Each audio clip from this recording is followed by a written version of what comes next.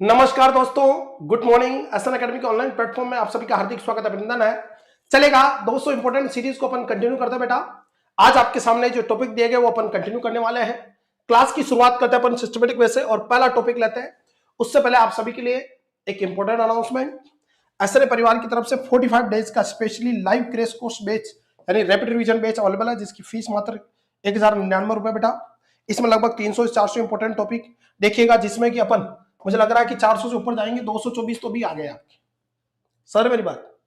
तो आपका लगभग 200 से 400 इंपॉर्टेंट टॉपिक आपके पढ़ेंगे। Cover all subject including non nursing. 50 CBT test होंगे बेटा। डेली 3 से 4 आवर की आपकी डेली क्लासेस होगी बेटा। इसके अलावा जिन बच्चों को अभी नोसेट 9 और 10 की तैयारी करें वो एसएनए का रेगुलर बैच ले ले बेटा। ये जो रेगुलर बैच है एसएनए का, ये मात्र वैसे 9,999 का विद नोट्स 10,999 में, तो सीधा 4,000 रुपए की बचत है। नोट्स आपके घर आपको पहुंचा दिए जाएंगे बेटा। 8368066000 पे कॉन्टेक्ट कर सकते हैं। और ये ऑल इन वन बैच है, इंडिया का कोई भी गवर्नमेंट एग्जाम इससे निकल सकता है। चलिए, तो आज अपन शुरुआत करने वाले हैं किसके बारे में? इंपॉर्टेंट टॉपिक डिस्कस करने वाले हैं, जिसका नाम क्या बच्चों? ये आपके कोरोनरी कैथेटराइजेशन, पीटीसी और सीए बीजी। तो शुरू करें, चलिए। नमस्कार दोस्तों, गुड मॉर्निंग। एसएन एकेडमी के ऑनलाइन प्लेटफॉर्म में आप सभी का हार्दिक स्वागत अभिनंदन है। चलेगा, 200 इंपॉर्टेंट सीरीज को कंटिन्यू करते हैं और आज ये जो टॉपिक दिए गए वो अपन यहां डिस्कस करेंगे बच्चों। चलेगा, इस सीरीज में सबसे पहला टॉपिक अपन यहां स्टार्ट करते हैं बेटा, कोरोनरी कैथेटराइजेशन। कौन सा टॉपिक? Coronary catheterization. बहुत इंपॉर्टेंट टॉपिक है, इन्वेजिव प्रोसेस है, मजा आ जाएगा बच्चों आपका, very important. Which of the following commonly used as the access site for coronary catheterization? Coronary catheterization के लिए मोस्ट कॉमन एक्सेस साइट कौन सी यूज ली जाती है बेटा? ऑप्शन है jugular vein, femoral artery, radial artery या सबक्लेवियन आर्टरी। बताइए, कमेंट कीजिएगा धमाधम, कमेंट में कंफ्यूजन है। यस, चलेगा बच्चों। तो कह रहा है कि which of the following commonly used as the access site for coronary catheterization. Coronary catheterization का क्या? Jugular vein, femoral vein, radial artery या सबक्लेवियन वेन? तो जो राइट आंसर जाएगा बच्चों यहां पे बेटा, वेरी इंपॉर्टेंट, देखिएगा, फीमोरल आर्टरी या फीमोरल वेन। बताइए बच्चों, या जुगुलार वेन या रेडियल आर्टरी या सबक्लेवियन आर्टरी? बताइए कौन सा आंसर आपका सही होगा? जुगुलार, फीमोरल, रेडियल या सबक्लेवियन, कौन सा सही होगा? बताइए बच्चों, कमेंट कीजिएगा। और बात करें अपन किसके बारे में? कोरोनरी कैथेटराइजेशन के बारे में बच्चों। यस,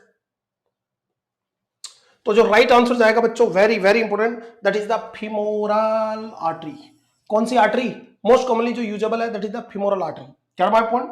अरे बच्चों, कोरोनरी कैथेटराइजेशन की बात कर रहे हैं और कोरोनरी कैथेटराइजेशन सबसे बढ़िया रहती है फीमोरल आर्टरी। इसके बारे में अपन जानेंगे, क्यों यूज करते हैं, लेफ्ट साइड में कौन सी करते हैं, राइट साइड में कौन सी करते हैं, उन सब के बारे में अपन यहाँ जानने की कोशिश करेंगे बेटा। क्लियर है?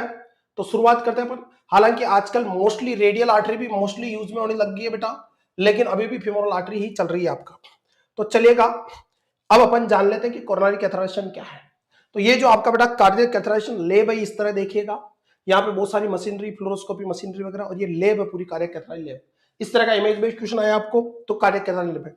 This is the modern fluoroscope. ये जो मॉडर्न फ्लोरोस्कोप है, इसके द्वारा अपन एक तरह से एक्सरे टेक्निक है बेटा, इसके द्वारा अपन विजुलाइज करते हैं कोरोनरी ब्लॉकेज को। This is the modern fluoroscope. ये जो प्रोसेसर ये देखिएगा, इसके अंदर एक बेटा एक आर्टिफिशियली अपन एक क्या डालते हैं, फाइबर ऑप्टिक आपका कैथेटर डालते हैं। उसके द्वारा अपन गाइड वायर की मदद से अपन क्या देखते हैं, कैथेटर के ब्लॉक को देखते हैं। कई कई केस में अपन यहाँ पे स्टंट और बलून भी अपन इन्फ्लेट कर सकते हैं इस केस में। करवाए पॉइंट, ये जो है आपका ये बलून है, करवाए पॉइंट, ये बलून भी अपन इन्फ्लेट कर सकते हैं इस प्रोसेसर के द्वारा बेटा। तो coronary stent are the place during the coronary angioplasty.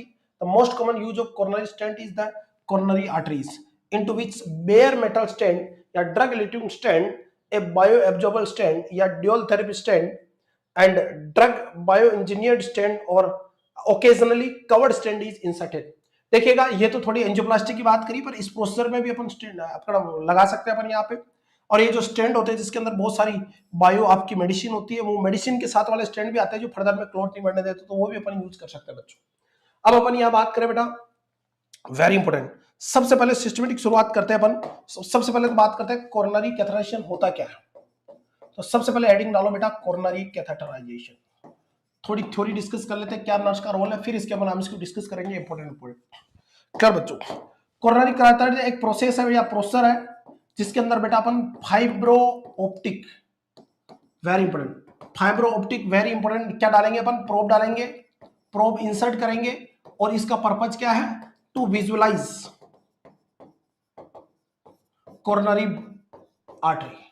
Coronary artery के अंदर अपन क्या करेंगे बच्चों, वेरी इंपॉर्टेंट, विजुअलाइज करने के लिए अपन क्या यूज करेंगे, एक फाइबर ऑप्टिक प्रोब अपन इंसर्ट करेंगे, जिससे कोरोनरी आर्टरी में जहां पे भी ब्लॉक है, उस जैसे यहां ब्लॉक है तो उस ब्लॉक को देखने के लिए अपन यूज कर सकते हैं। That is the coronary catheterization process. Are you getting me? Clear बच्चों? नेक्स्ट देखिएगा, आर बात बच्चों। इसके अलावा ये कैथेटर इंसर्ट करने के बाद अपन बेटा एक्सरे टेक्निक के द्वारा, जिसको अपन फ्लोरोस्कोप मशीन बोलते हैं, उस फ्लोरोस्कोपिक मशीन की मदद से अपन क्या करते हैं, मल्टीपल एक्सरे लेते हैं बेटा, और मल्टीपल एक्सरे के द्वारा अपन क्या करते हैं बेटा, वेरी इंपॉर्टेंट, उसकी इमेज कलेक्ट करते हैं या वीडियो कलेक्ट करते हैं। That is the coronary catheterization process. Clear है? कई केस में यहाँ पे डाई का भी यूज किया जाता है। क्या आपका बेटा मोस्टली डाई भी इंसल्ट की जाती है, तो डाई एलर्जी असिस्ट करना थोड़ा ध्यान रखना बेटा। क्लियर बच्चों? इस बात को ध्यान रखना, कोई डाउट है? और एक्चुअल में वहां अपन कौन सी इमेज लेते हैं, real time image. Multiple X ray जो आगे जाके वीडियो या मल्टीपल इमेज के फॉर्म में आता है, तो फाइबर ऑप्टिक स्पेस डालेंगे और ऊपर की तरफ फ्लोरोस्कोप मशीन लगी हुई है जो अपन ने अभी इमेज देखी, उसके द्वारा रियल टाइम अपन क्या लेंगे, इमेज लेंगे और उसको वीडियो फॉर्म में कन्वर्ट करते देखेंगे, तो वहां पता चलेगा कि कौन सा आपका ब्लॉकेज है, कौन सी जगह ब्लॉकेज है बच्चों। Are you getting my point? अरे समझ रहे मेरी बात? नेक्स्ट देखिएगा, चलिए बच्चों, और ये एक तरह का इन्वेजिव प्रोसीजर है, इन्वेजिव प्रोसीजर है, थोड़ा ध्यान रखना इस बात को। तो अब बताइए, अगर आप कैथेटराइजेशन कर रहे हैं तो प्राइमरी नर्सिंग रोल क्या है, पीएनआर। सबसे पहले प्री ऑपरेटिव क्या रोल है, यहां से क्वेश्चन बनेगा बेटा आपका, बेटा वेरी इंपॉर्टेंट। किसकी बात करें अपन, कोरोनरी कैथेटराइजेशन कर रहे हैं आप, और यहां से बहुत प्यारे प्यारे क्वेश्चन बनेंगे, हर बार नोट सेट में आते हैं क्वेश्चन, अलग अलग एग्जाम में पूछते हैं। कोरोनरी कैथेटराइजेशन कर रहे हो तो प्री ऑपरेटिव नर्सिंग रोल क्या है, तो बेटा देखिएगा ये कौन सा प्रोसीजर है, इन्वेजिव प्रोसीजर है, और इन्वेजिव प्रोसीजर है तो इन्फॉर्म कंसेंट लेना बहुत जरूरी है बेटा। तो सबसे पहले तो ये चेक करना कि प्रोसेसर का इन्फॉर्म कंसेंट हुआ कि नहीं हुआ।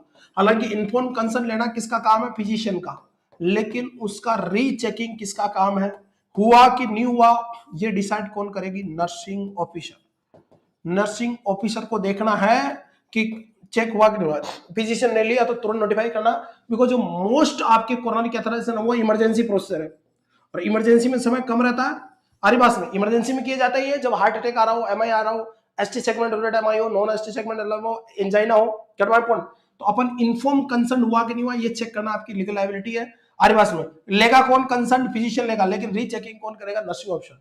अब फिजिशियन नहीं लेता है और ध्यान रखना, और कंसर्न नहीं होता तो आपको ज्यादा जिम्मेदारी होगी कंपेयर टू डॉक्टर की, मतलब काम आपका लेकिन करेगा डॉक्टर इसको, get my point, because explain वो करता है प्रोसेस को। Are you getting my point? इसके अलावा मरीज का क्या करेंगे, पीटीआईएनआर ले लो आप, और वायरल मार्कर ले लो, ये आपको कंसर्न आपको बेटा कलेक्ट करना पीटी वायरल, और वायरल मार्कर के अंदर बेटा कौन सा 3H यूज करते हैं, HIV, hepatitis B and hepatitis C, तो ये भी आपको चेक करना बच्चों। क्या बात पॉइंट, यहां पे डाई इंस्टिल किया जाता है बेटा, तो आपको वेरी इंपॉर्टेंट क्या देखना है, अगर डाई इंस्टिल करने का प्लान है तो एलर्जी टू डाई, आरे बात में पेशेंट की हिस्ट्री चेकिंग करनी है कि कोई एलर्जी टू डाई तो नहीं है, आरे बात में फिश से एलर्जी तो नहीं है, आरे बात में क्रेब से एलर्जी तो नहीं है, सी फूड से एलर्जी तो नहीं है। क्या नाम है, क्योंकि डाई के अंदर क्या होता है, आयोडीन। अरे क्या होता है, आयोडीन, आयोपिक्स डाई आती है और ये सब आयोडीन युक्त डाइट होती है, तो आरे बात में कोई क्रेब, सी फूड या आयोडीन युक्त डाइट से एलर्जी तो नहीं है, ये आपको चेक करना बच्चों। क्लियर है? अगर एलर्जी है तो फिजिशियन को इन्फॉर्म करना है, आरे बात में, और फिजिशियन क्या करेगा, प्री मेडिकेशन देगा, लाइक एंटी एलर्जिक मेडिकेशन देगा आपको, लाइक कौन सी आपका स्टीरॉइड दे सकते हैं, एंटी हिस्टामिनिक देके आपको प्रोसीजर तो करना, प्रोसीजर स्टॉप नहीं कर सकते, लेकिन थोड़ा ध्यान रखना। यस बच्चों, इसके अलावा डाई इंस्टिल करें तो मरीज का बिल्कुल केएफटी भी चेक करें, ये भी दर्ज का रोल है बेटा। डॉक्टर्स को कहना वो केएफटी लिखेगा और आपको केएफटी चेक करानी, क्योंकि डाई से किस पे लोड पड़ता है, किडनी पे, और किडनी डैमेज होने का खतरा है, तो आपको ये भी क्या करना है, डाई इंस्टिल कर रहे हो तो आपको केएफटी भी करवा के देखनी है बच्चों। बिल्कुल सही बात है बेटा, गेट माय पॉइंट? अरे समझ रहे मेरी बात को? चले आगे, नेक्स्ट देखिएगा। अब ये दो तरह के कैथेटराइजेशन होता है बेटा, अरे बस में दो तरह का प्रोसेस देखिएगा, टू टाइप का होता है बेटा, देखिएगा। फर्स्ट होता है left sided catheterization, left sided, और मोस्टली लेफ्ट साइडेड ही किया जाता है। आपका जो कैथेटर इंसर्ट करते हैं वो कहां पे करते हैं, लेफ्ट साइडेड के अंदर। क्लियर है? इसके लिए अपन एक तो फीमोरल आर्टरी यूज ले सकते हैं, और मोस्टली यही यूज में ली जाती है। Very very very important. कौन सी आर्टरी, अगर आप लेफ्ट साइड से कैथेटर इंसर्ट कर रहे हो, लेफ्ट साइड से, तो कौन सी आर्टरी, फीमोरल आर्टरी। आरी बात में फर्स्ट बेस्ट ये है बेटा, एंड सेकंड जो बेस्ट है that is the radial artery. Renal artery. इसका फायदा है कि लेस ब्लीडिंग, ब्लीडिंग कम होगी। अरे क्या होगी बच्चों, ब्लीडिंग कम होने के चांस आपका, गेट माय पॉइंट। और फीमोरल आर्टरी है, यहां पे बेटा ब्लीडिंग के चांस ज्यादा है और आपको बेटा वेरी इंपॉर्टेंट एब्डोमिनल ट्रॉमा हो सकता है, आपका एसाइड्स तक हो सकता है। यहाँ पे ध्यान रखना कैसे, आपने फीमोरल आर्टरी में कैथेटर डाला, कैथेटर डालते जहां से एब्डोमिनल एरिया से, जहां से ही आपकी फीमोरल आर्टरी जो आगे जाके किसके अंदर इंफीरियर वेन कावा में खुलेगी, तो वहां अगर डैमेज हो जाए कैथेटर से तो वहां ब्लीडिंग होकर एसाइड्स हो सकते हैं। तो हालांकि मोस्टली अभी यूज करते हैं, लेकिन अभी न्यू गाइडलाइन में ये ज्यादा यूज करने लगे, नई गाइडलाइन रेडियल आर्टरी की तरफ आपका बेटा। और इसका फायदा क्या है, लेस ब्लीडिंग है। ब्लीडिंग भी क्या होती है, लेस। पर इसका नुकसान ये है कि यहाँ पे जो आर्टरी होती है वो छोटी होती है और फीमोरल आर्टरी थोड़ी बड़ी होती है, तो आपका एक्सेस इजी रहता है। तो लेफ्ट साइड, दूसरा होता है बेटा राइट साइड। और ये बेटा लेफ्ट साइडेड प्रोसेसर किस लिए करते हैं पर, लेफ्ट साइडेड किसी को क्या हो बेटा, एंजाइना हो, या किसी को एसटी सेगमेंट रिलेटेड एमआईयू, या किसी को नॉन एसटी सेगमेंट रिलेटेड एमआईयू, तो उन केस को डिटेक्ट करने के लिए अपन कौन सा, लेफ्ट साइड से अपन डिटेक्ट करते हैं। अरे किससे, लेफ्ट साइड से कैथेटर इंसर्ट करते हैं, इस बात को ध्यान रखना बच्चों, कोई डाउट है? अरे बोलो भाई, नेक्स्ट देखिएगा। इसके अलावा वेरी इंपॉर्टेंट, किसी को कोरोनरी आर्टरी डिजीज है, मतलब ये सब कोरोनरी आर्टरी डिजीज है, तो जो एसटी में तो मोस्ट कॉमनली लेफ्ट साइड करते हैं, क्योंकि एसटी सेगमेंट एमा में, एंजाइना में, इसी में करते हैं अपन। दूसरा अपन कर सकते हैं राइट साइडेड कैथेटराइजेशन। कौन सा, राइट साइडेड कैथेटराइजेशन। अपन राइट साइड से अपन कैथेटर, अपन कोरोनरी कैथेटराइजेशन कर सकते हैं बच्चों। तो यहाँ पे राइट साइड से अपन कैथेटर यूज करेंगे, तो राइट साइड के अंदर मोस्टली कौन सी बच्चों, वेरी वेरी इंपॉर्टेंट, जुगुलार वेन। अरे कौन सी वेन यूज लग सकते हैं, जुगुलार वेन या सबक्लेवियन वेन। और बताओ राइट साइड में किसके लिए, इसका जो पर्पज होता है, जुगुलार वेन या सबक्लेवियन वेन यूज कर सकते हैं अपन। इसका पर्पज जो होता है वो राइट एट्रियम को देखने के लिए, राइट वेंट्रिकल को देखने के लिए, क्या point, right atrium, right ventricle को विजुलाइज करना आपको, इनको देखने के लिए अपन क्या यूज कर सकते हैं आपका बेटा, गेट पॉइंट। अरे बोलो भाई, समझ रहे मेरी बात, चले आगे। इसके अलावा वेरी इंपॉर्टेंट आपका वेरी इंपॉर्टेंट वेंट्रिकल्स के प्रेशर देखने के लिए, इसके अलावा पल्मोनरी आर्टरी प्रेशर चेक करने के लिए, इन सब के लिए अरे बात जो बेसिक है आपकी, उनके लिए अपन यूज कर सकते हैं। वैसे पल्मोनरी आर्टरी कैथेटर चेक करने के लिए बेस्ट होता है बेटा स्वान गेंज कैथेटर, गेंज कैथेटर, इसके बारे में भी अपन डिस्कस करेंगे अभी। स्वान गेंज कैथेटर आपका पल्मोनरी आर्टरी का प्रेशर बढ़ाएगा, जो लेफ्ट साइडेड हार्ट के फंक्शन को बताता है। तो राइट साइड में अपन कैथेटर डालना, राइट साइडेड प्रेशर और लेफ्ट साइड में, और राइट साइड में कौन कौन सा बेटा, आपका ये वाली दी हुई बेटा, क्लियर है बच्चों। या किसी को हार्ट फेलियर देखना है, अगर आपसे कोई पूछे कि हार्ट फेलियर के बारे में जानना है, तो हार्ट फेलियर के बारे में जानना है तो भी राइट साइड से करेंगे। लेकिन एक्चुअल में जो अपन कोरोनरी एंजियोग्राफी करते हैं आपका, या सॉरी अपन कार्डियक कैथेटराइजेशन करते हैं, वो सीएडी को जानने के लिए करते हैं। सीएडी में like angina, ST segment radium है, तो उसके लिए अपन लेफ्ट साइड, और लेफ्ट साइड में फीमोरल आर्टरी। आजकल नई चॉइस कौन होगी, रेडियल आर्टरी, लेकिन प्रायोरिटी अभी भी फीमेल को देना, नर्सिंग इतनी अपडेट नहीं है। क्या माय पॉइंट, तो ये आपको बेसिक बेसिक ध्यान रखना बेटा, क्लियर बच्चों। ये आ गया प्रोसेसर। इसके अलावा अपन प्रोसेसर की बात करें तो इन्फॉर्म कंसेंट लेना है, आरी बात में पीटीआईएनआर चेक करना, वायरल मार्कर चेक करना बच्चों, कोई सी फूड से एलर्जी तो ये नहीं आपको चेक करना है। इसके अलावा वाइटल चेक करने, प्री एंड पोस्ट ऑफ आपको वाइटल चेक करने बेटा, प्री चेक करने और पोस्ट प्रोसीजर भी आपको वाइटल चेक करना बेटा, वाइटल हुआ कि नहीं हुआ ये आपको सारा चेक करना बेटा, क्लियर है, वेरी इंपॉर्टेंट। कोई स्मोकिंग की हिस्ट्री वगैरह वो सारी हिस्ट्री कलेक्ट करनी है, प्रीवियस हिस्ट्री वगैरह सारा का सारा देखना अपने यहाँ पे। Are you getting my point. इसके अलावा मरीज को एनपीओ रखना, वेरी वेरी इंपॉर्टेंट, कितना 6 to 8 आवर्स तक, बिल्कुल भी कुछ ऑरली नहीं देना, to prevent risk of aspiration. कहीं मान लो अनिस्थिया की जरूरत पड़े तो एस्पिरेशन के रिस्क को रोकने के लिए अपन मरीज को कम से कम कितने घंटे तक, 6 से 8 घंटे तक एनपीओ रखेंगे। ये भी नर्सिंग रोल में, प्री ऑपरेटिव लेवल में, ये प्री ऑपरेटिव लेवल बात करें अपन बेटा, कोई डाउट है? इसके अलावा पार्ट प्रिपेयर करना, ये अपना रोल हो गया बेटा, क्या माय पॉइंट। अरे समझिए मेरी बात को, आपने साइकोलॉजिकल सपोर्ट देना बेटा, आरिवास में। इसके अलावा एक्सप्लेन द प्रोसेसर को एक्सप्लेन करना, साइकोलॉजिकल सपोर्ट देना, वाइटल चेक करना, पार्ट प्रिपेयर करना, ये सब आपके बेसिक काम है। ये ध्यान रखना, ऐसे आएगा नहीं एग्जाम में, बट आपको ध्यान रखना चाहिए कि प्री ओप में क्या क्या है, क्योंकि थ्योरी पढ़ोगे तभी एमसीक्यू सोल्व कर पाओगे। इसके अलावा कोई सी फूड से एलर्जी तो नहीं है, वो सारा चेक करना है, वाइटल चेक करना है। अरे बात, इसके अलावा पेशेंट को एडवाइस करना है कि जब कैथेटर इंसर्ट करेंगे तो फ्लिपरिंग सेंसेशन फील होंगे, फील इन आर्टरी, वरना मरीज हाथ को खींच लेगा ना, तो मरीज को कहना कि जब आपके बॉडी के अंदर कैथेटर डालेंगे तो आपके सनसनाहट सी महसूस होगी, फ्लिपरिंग आरिवास में, यानी स्लिपरी सा महसूस होगा, तो घबराने की बात नहीं, ऐसा होगा। इसके अलावा वेरी इंपोर्टेंट, पोस्ट डाई देने के बाद उसको कहना है कि फेशियल फ्लशिंग, माइल्ड वार्मथ, हल्की सी गर्म फीलिंग, फेशियल फ्लशिंग और bitter taste of mouth is normal. ये भी बहुत इंपॉर्टेंट। उनको कहना है कि तुम्हारे डाई देंगे, डाई देने के बाद हो सकता है फेशियल पल्सिंग हो, थोड़ा हल्का शरीर गर्म सा महसूस हो, कड़वा टेस्ट आ सकता है मुंह में। ये सब क्या है, नॉर्मल फाइंडिंग, वरना पेशेंट घबरा जाएगा कि मेरे साथ क्या हो रहा है। क्लियर बच्चों? अरे वो तो भाई चले आगे बेटा, यहां तक को डाउट है आपको?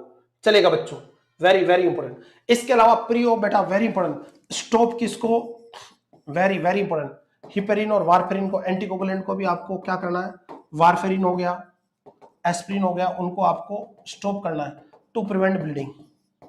हर बात में बट ध्यान रखना, मोस्ट ऑफ केसेस में नहीं करते हैं क्योंकि एस्प्रिन बहुत जरूरी है इनमें, जिन मरीजों को। यस यस बच्चों, क्या माय पॉइंट, एस्प्रिन वगैरह ये बहुत जरूरी है, तो ध्यान रखना आपको फिजिशियन की सलाह से बंद करना है, ब्लीडिंग के रिस्क को कम करेंगे। वैसे तो चलने देते हैं क्योंकि नॉर्मल इन्वेजिव प्रोसीजर छोटा सा, बड़ी दिक्कत नहीं आती है। क्या माय पॉइंट? इसके अलावा वेरी वेरी इंपॉर्टेंट, विदहोल्ड कौन सी medicine, metformin before 24 to 48 hour of dye injection to after 48 hours of dye injection। Dye injection के आपका बेटा कितना, वेरी इंपॉर्टेंट, मेटफॉर्मिन देना बिफोर 24 से 48 घंटे पहले आपको विदहोल्ड करना है, देना नहीं है, विदहोल्ड करना है। और डाई इंजेक्शन देने से और डाई देने के 48 घंटे बाद तक आपको बेटा वेरी इंपॉर्टेंट, डाई इंजेक्शन देने के आपको 48 आवर्स बाद तक भी आपको मेटफॉर्मिन को विदहोल्ड रखना है। इसका पर्पज है to prevent, very very, metformin and dye reaction होगी, मेटफॉर्मिन इंड्यूस्ड लैक्टिक एसिडोसिस। बहुत इंपॉर्टेंट क्वेश्चन है। अब आप कहोगे कि साहब क्या ऐसे बच्चों की तरफ पढ़ा रहे हो, नोटशेट की तैयारी करा रहे हो कि थ्योरी पढ़ा रहे हो, तो बेटा थ्योरी पढ़ लो, नोटशेट क्लियर हो जाएगा। और मैं एक बार सुपरफिशियली रिवाइजन करा रहा हूं तेजी से, इनको ध्यान रखना, 10 का रोल पता रहेगा तो कई बार क्वेश्चन ऐसा फंस जाता तो आप एलिमिनेशन मेथड से उस क्वेश्चन को करेक्ट कर सकते हैं। Are you getting me? अरे समझ रहे मेरी बात को? चले आगे, नेक्स्ट देखिएगा। तो विदहोल्ड करना आपको बच्चों, ये थोड़ा सा आपको बेसिक सा ध्यान रखना बेटा। क्या नाम है पॉइंट, आरी बात, वरना आपका डाई और ये रिएक्शन करेगी, लैक्टिक एसिडोसिस हो सकता है। इसके बाद बात करते हैं, आपने प्रोसीजर कर दिया, पोस्ट ऑप आपका क्या प्राइमरी नर्सिंग रोल रहेगा। पोस्ट ऑप तो सबसे पहला प्राइमरी नर्सिंग रोल है बेटा, assist the catheter side bleeding. इससे भी पहला रोल है बेटा टाइट ड्रेसिंग, जहां पे कैथेटर इंसर्ट किया, चाहे रेडियल आर्टरी से, फिमोरल आर्टरी से, जुगुलार वेन से, सर्कुलर वेन से, तो उस साइड पे सबसे पहले तो टाइट ड्रेसिंग होनी चाहिए। और कौन सी टाइट, पहला रोल है बेटा, फर्स्ट जो रोल है, फर्स्ट रोल पोस्ट ऑप आपका बेटा स्ट्राइल टाइट ड्रेसिंग, क्योंकि टाइट ड्रेसिंग कर लोगे, तुम ड्रेसिंग नहीं करोगे, ब्लीडिंग को रिस्क करोगे तो ब्लीडिंग हो जाएगी ना। तो पहला प्रायोरिटी रोल क्या बेटा, स्ट्राइल टाइट ड्रेसिंग करनी है आपका। दूसरा assist the catheter side bleeding, कि वहां पे कोई स्टेन या ब्लीडिंग तो नहीं हो रही है, ये चेक करना आपको बेटा। क्लियर है? इसके अलावा पोस्ट ऑप आपको बेटा digital pulse, very important, digital pulse check करनी है। आरिवास में आपका एक्समेटिस कूलनेस को चेक करनी है, एक्समेटिस कूल तो नहीं हो रही है, नंबनेस तो नहीं है, एक्समेटिस में ओडिमा तो नहीं है, कोई साइनोसिस तो नहीं है, या उसका SpO2 चेक करना है, क्योंकि कई बार क्या होता है बेटा, very important, blood vessels block हो सकती है। अरे क्या हो सकती है, ब्लड वेसल्स ब्लॉक हो सकती है, ब्लड वेसल्स क्या हो सकती है, ब्लॉक। तो उसको असिस्ट करने के लिए अपन पोस्ट ऑफ डिजिटल पल्स को चेक करेंगे। लाइक आपने फिमोरल किया तो पेडाल पल्स चेक करेंगे। अरे कौन सी, पेडाल पल्स चेक करेंगे। एक्समेटिस कूल तो नहीं हो रही है, नंबनेस तो नहीं है, ओडिमा तो नहीं है, साइनोसिस नहीं है, तो इसका मतलब जो तुमने जिस आर्टरी से या वेन से कैथेटर डाला, वो कैथेटर की वजह से क्या हो गया, आर्टरी ब्लॉक होगी, डिजिटल एक्समेटिस को ब्लड सप्लाई कम होगी, तो नेक्रोसिस हो सकता है। क्या हो सकता है? तो ये भी आपका चेक करना बेटा, नर्स का रोल है बेटा। को डाउट है? समझ मेरी बात? क्या पॉइंट? इसके अलावा पोस्ट ऑफ वाइटल चेक करना है। पोस्ट वाइटल चेक करना बेटा आपको 30 मिनट से लेके 2 आवर तक कंटिन्यू, आपको हर 10 से 15 मिनट में आपको बेटा, वेरी इंपोर्टेंट। आरी बात में स्टार्टिंग के जो फर्स्ट 30 मिनट है, वहां से लेकर 2 आवर तक आपको रिपीटेडली क्या करना है, 10 से 15 मिनट में आपको वाइटल चेक करनी है, ताकि ब्लीडिंग वगैरह की रिस्क को अपन क्या कर सके, असिस्ट कर सके। वेरी वेरी इंपोर्टेंट, ये थोड़ा आपको ध्यान रखना बेटा। क्लियर है? इसके अलावा एक तो ध्यान रखना, स्ट्राइल ड्रेसिंग करनी है, ब्लीडिंग को असिस्ट करना। दूसरा वेरी इंपोर्टेंट, आपको जो प्रोसीजर साइड एक्सट्रीमिटीज है, लिख लेना इसको भी, प्रोसीजर साइड एक्सट्रीमिटीज को आपको बेटा, very very important, procedure side extremity को 6 से 8 आवर्स तक इमोबाइल रखना है। ये थोड़ा ध्यान रखना बेटा, बहुत इंपॉर्टेंट। क्या समझे आप? जहां पे प्रोसेसर किया ना आपका, उस साइड की एक्सट्रीमिटीज को अपन को क्या करना है, 6 से 8 घंटे तक क्या रखना है, इमोबाइल रखना। वेरी वेरी इंपॉर्टेंट, इस बात को समझे। मतलब जिस साइड में तुमने कैंसर इंसर्ट किया, उस साइड की एक्टिविटीज को 6 से 8 घंटे तक क्या रखना है, इमोबाइल रखना। आरी बात में बड़ा ब्लीडिंग का रिस्क है, तो प्राइमरी नर्सिंग रोल है टाइट ट्रायल ट्रेसिंग। दूसरा आपको बेटा प्रोसेस साइड एक्टिविटीज को इमोबाइल रखना और चेक द ब्लीडिंग करना है। कहना आपको डिजिटल पल्स वगैरह चेक करना, वाइटल चेक करना बेटा। आरी बात में कोई एलर्जी की रिएक्शन तो नहीं है, उसको चेक करना। आरी बात में इसके अलावा आपको क्या देना, पोस्ट ऑफ फ्लूइड देना है, फ्लूइड प्लस डायरेटिक्स देना है। कहना पॉइंट, अरे क्या देना, फ्लूइड प्लस डायरेटिक्स देना, और साथ में प्लस क्या देना, एन एस्टाइल सिस्टीन। अब आप पूछोगे साहब ये क्यों, तो एन एस्टाइल सिस्टीन इन तीनों को देने का पर्पज है टू एक्सक्रिएट डाई। जो प्रोसेसर में डाई यूज करी है, उस डाई को आपको बाहर निकालना, वरना वो डाई नेफ्रोटॉक्सिक है, किडनी को डैमेज कर सकती है। तो फ्लूइड प्लस डायरेटिक्स और एन एस्टाइल सिस्टीन अपन साथ में देंगे बेटा। कोई डाउट है? अरे समझ रहे मेरी बात? Are you getting my point? Clear बच्चों? आरी बात में क्लियर है? इसके अलावा कोई नोजिया और वोमिटिंग तो नहीं है। आरी बात में मरीज को नोजिया और वोमिटिंग तो नहीं है, वो चेक करना है। नोजिया और वोमिटिंग प्रेजेंट है तो प्राइमरी नर्सिंग रोल है नोटिफाई द फिजिशियन, मतलब एलर्जी को बताता है, नोटिफाई द फिजिशियन। कह रहा point.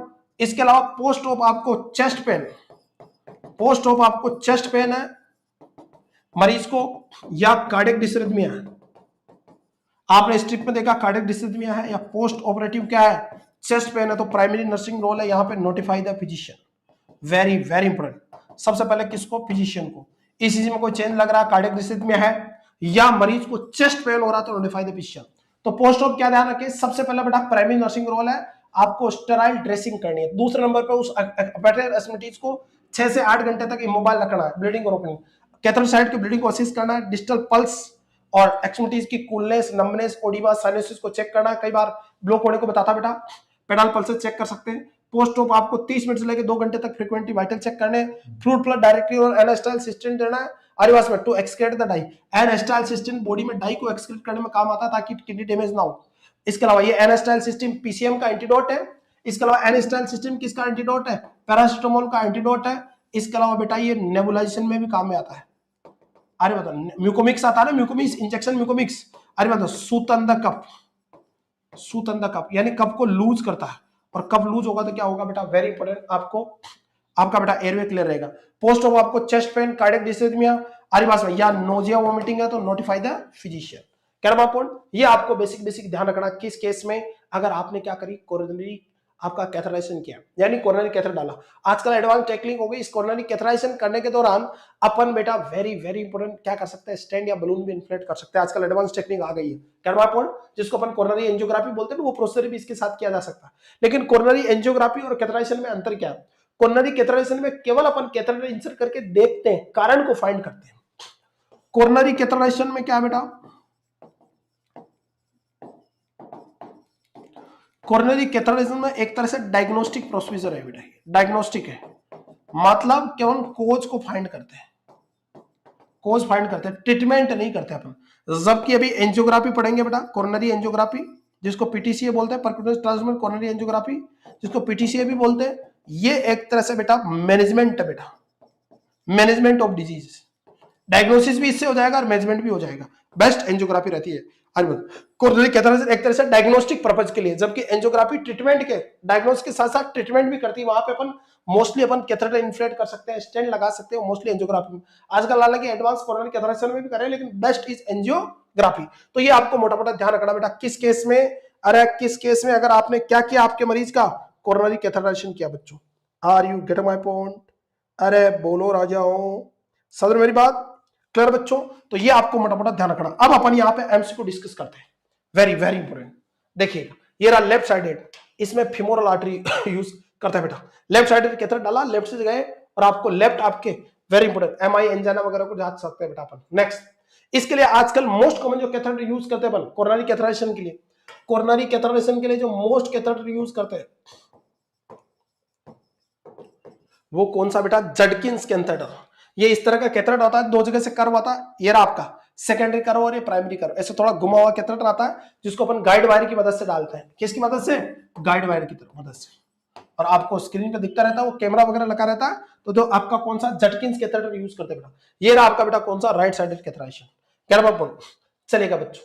What is the primary purpose of coronary catheterization? To measure blood pressure in the heart, to obtain sample of heart tissue to biopsy, to visualize the coronary artery and assess blood flow.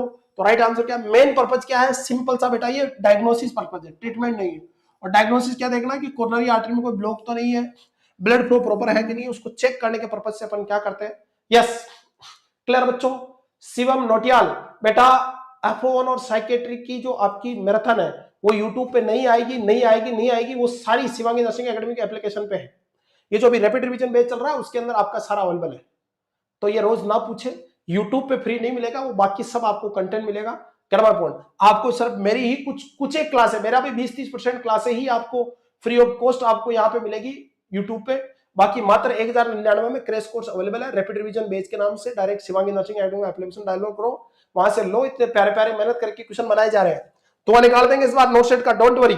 चलेगा। What is the contrast agent is typically used during the coronary angiography? Coronary angiography में कौन सा contrast agent use करते हैं? पहला barium sulphate, iodine based contrast media, gadolinium या air. तो most commonly बेटा आपको अपन कौन सा iodine based contrast medium dye कौन सी यूज करते हैं एंजियोग्राफी वगैरह में? अपन ये करते बेटा। Main goal of coronary angioplasty during the catheterization is, coronary angioplasty का मेन कैथरेशन के दौरान क्या रहता है? During catheterization remove the coronary artery plaque, dilate the narrowed coronary artery, repair the heart valve या परफॉर्म। तो जो कैथराइजेशन है ये एंजियोग्राफी और कैथराइजेशन, पहले एंजियोग्राफी करते हैं फिर अपन पहले कैथराइजेशन करते हैं फिर एंजियोग्राफी करते हैं। तो कैथराइजेशन क्यों करते हैं भाई? तुम्हें एंजियोग्राफी करनी है, रिपेयर करना, यहाँ पे क्लोट है, अब तुम यहाँ तक कैसे पहुंचोगे? यहाँ पे भी क्लोट है, तो तुम पहले कैथराइजेशन करके इसको डायलेट करो और फिर आप प्रोसीजर कर लो। आप बेटा क्लियर है? तो dilate the narrow coronary artery, B is the right answer. बहुत बढ़िया आदमी बेटा, बहुत बढ़िया जवाब। यस, चलेगा। Which type of catheter is commonly used in coronary angiography? Coronary angiography में कौन सा कैथेटर यूज करते हैं? तो बेटा most common Judkins catheter. Catheter नहीं बोल सकते अपन, जटकिन कैथेटर अपन यहाँ यूज करते हैं। इमेज देखिए अपन, ये रहा आपका जटकिन कैथेटर। इसके अलावा अगर आपसे कोई पूछे बेटा, वेरी वेरी इंपॉर्टेंट एक क्वेश्चन ये रहा बेटा, ये रहा स्वान गेंज कैथेटर क्या होता है? तो एक लिख लेना बेटा एक्स्ट्रा आप, स्वान गेंज कैथेटर इस तरह का कैथेटर होता है बेटा। ये जो इसकी टिप होती है, ये टिप आपकी बेटा इंसर्ट होती है कहां पे? आपका पल्मोनरी आर्टरी में। अरे बस ये कैथेटर की जो टिप होती है वो कहां? पल्मोनरी आर्टरी में होती है बेटा। तो Swan Ganz catheter is used during diastolic to measure the pulmonary capillary wedge pressure. और इसका मर्पज क्या है? PACW, pulmonary artery capillary pressure या पल्मोनरी आर्टरी वेज प्रेशर को आरिबास में इसको मेजर करने के लिए यूज करते हैं बेटा। क्लियर है? और ये कब मेजर करते हैं? जब हार्ट डायस्टोल हो रहा है, रिलैक्स हो रहा हो।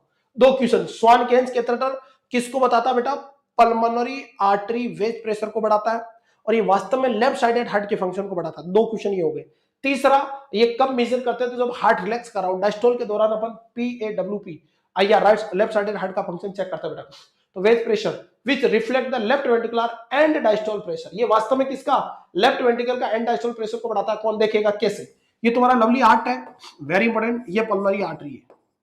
अगर आपका ये लेफ्ट एट्रियम और लेफ्ट वेंट्रिकल आपका सिस्टमैटिक सर्कुलेशन में ब्लड पंप नहीं करेगा तो ब्लड पीछे जाएगा, पीछे जाएगा तो पल्मोनरी वेन में प्रेशर बढ़ेगा, तो पल्मोनरी कैपिलरी आगे ब्लड नहीं दे पाएगी और पल्मोनरी आर्टरी में प्रेशर बढ़ जाएगा। तो ये लेफ्ट साइडेड का फंक्शन है बेटा। उल्टा चलता ना आपका फेल होने पे, तो आपका बेटा लेफ्ट साइडेड। और ये कब बताता है? डायस्टोल एंड डायस्टोल वॉल्यूम को बताता बेटा। वेरी इंपॉर्टेंट, बहुत important information about the filling pressure of the left ventricle during the relaxation phase of the cardiac cycle. Relaxation के दौरान लेफ्ट वेंट्रिकल प्रॉपर फिल हो रहा है कि नहीं हो रहा है? आरिबास में।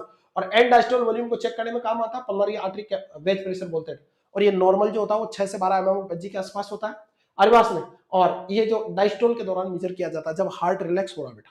तो ये आपको थोड़ा ध्यान रखना स्वान गेंज कैथेटर के बारे में। 2-3 question. Next, what is the most common indication of performing coronary कैथेटेराइजेशन?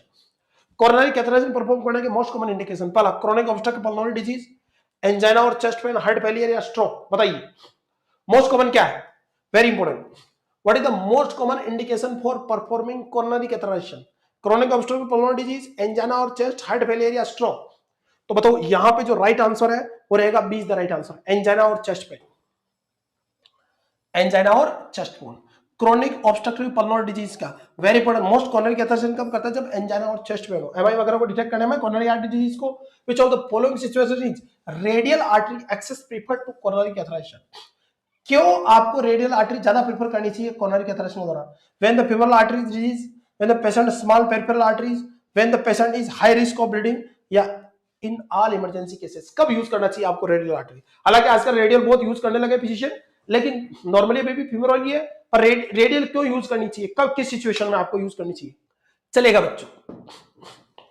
Yes, तो यहां पे राइट आंसर क्या बच्चों, C, when the patient has high risk of bleeding. अपन ने कहा वेरी इंपॉर्टेंट कि कोरोनरी आर्टरी से अगर सॉरी रेडियल आर्टरी से तुम कैथेटर इंसर्ट करते हो रेडियल से तो लेस ब्लीडिंग होती है, ब्लीडिंग कम होती है। तो जिन लोगों को ब्लीडिंग की रिस्क ज्यादा उनमें आपको रेडियल यूज करनी है, बाकी femoral is the best.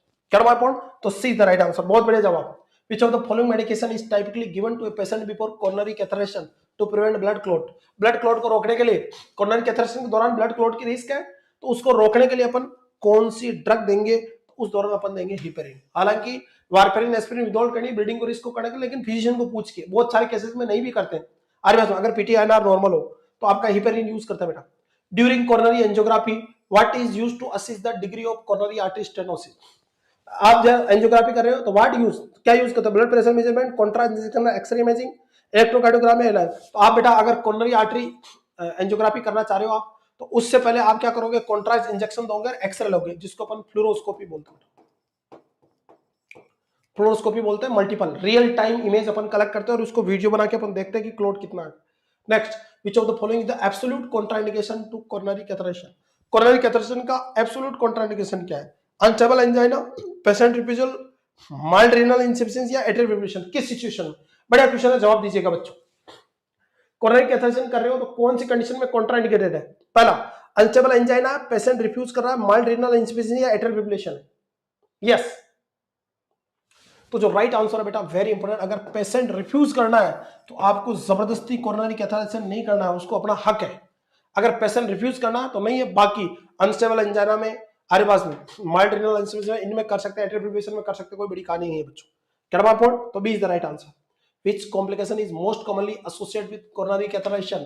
Coronary catheterization के साथ कौन सा कॉम्प्लिकेशन मोस्टली है? Stroke, myocardial infarction, contrast induced nephropathy या एक्सेस साइट ब्लीडिंग? बताइए, किसी को अपन क्या कर रहे हैं? कोरोनरी कैथेटराइजेशन, तो पोस्ट ऑफ उसको मोस्ट कॉम्प्लिकेशन क्या हो सकते हैं?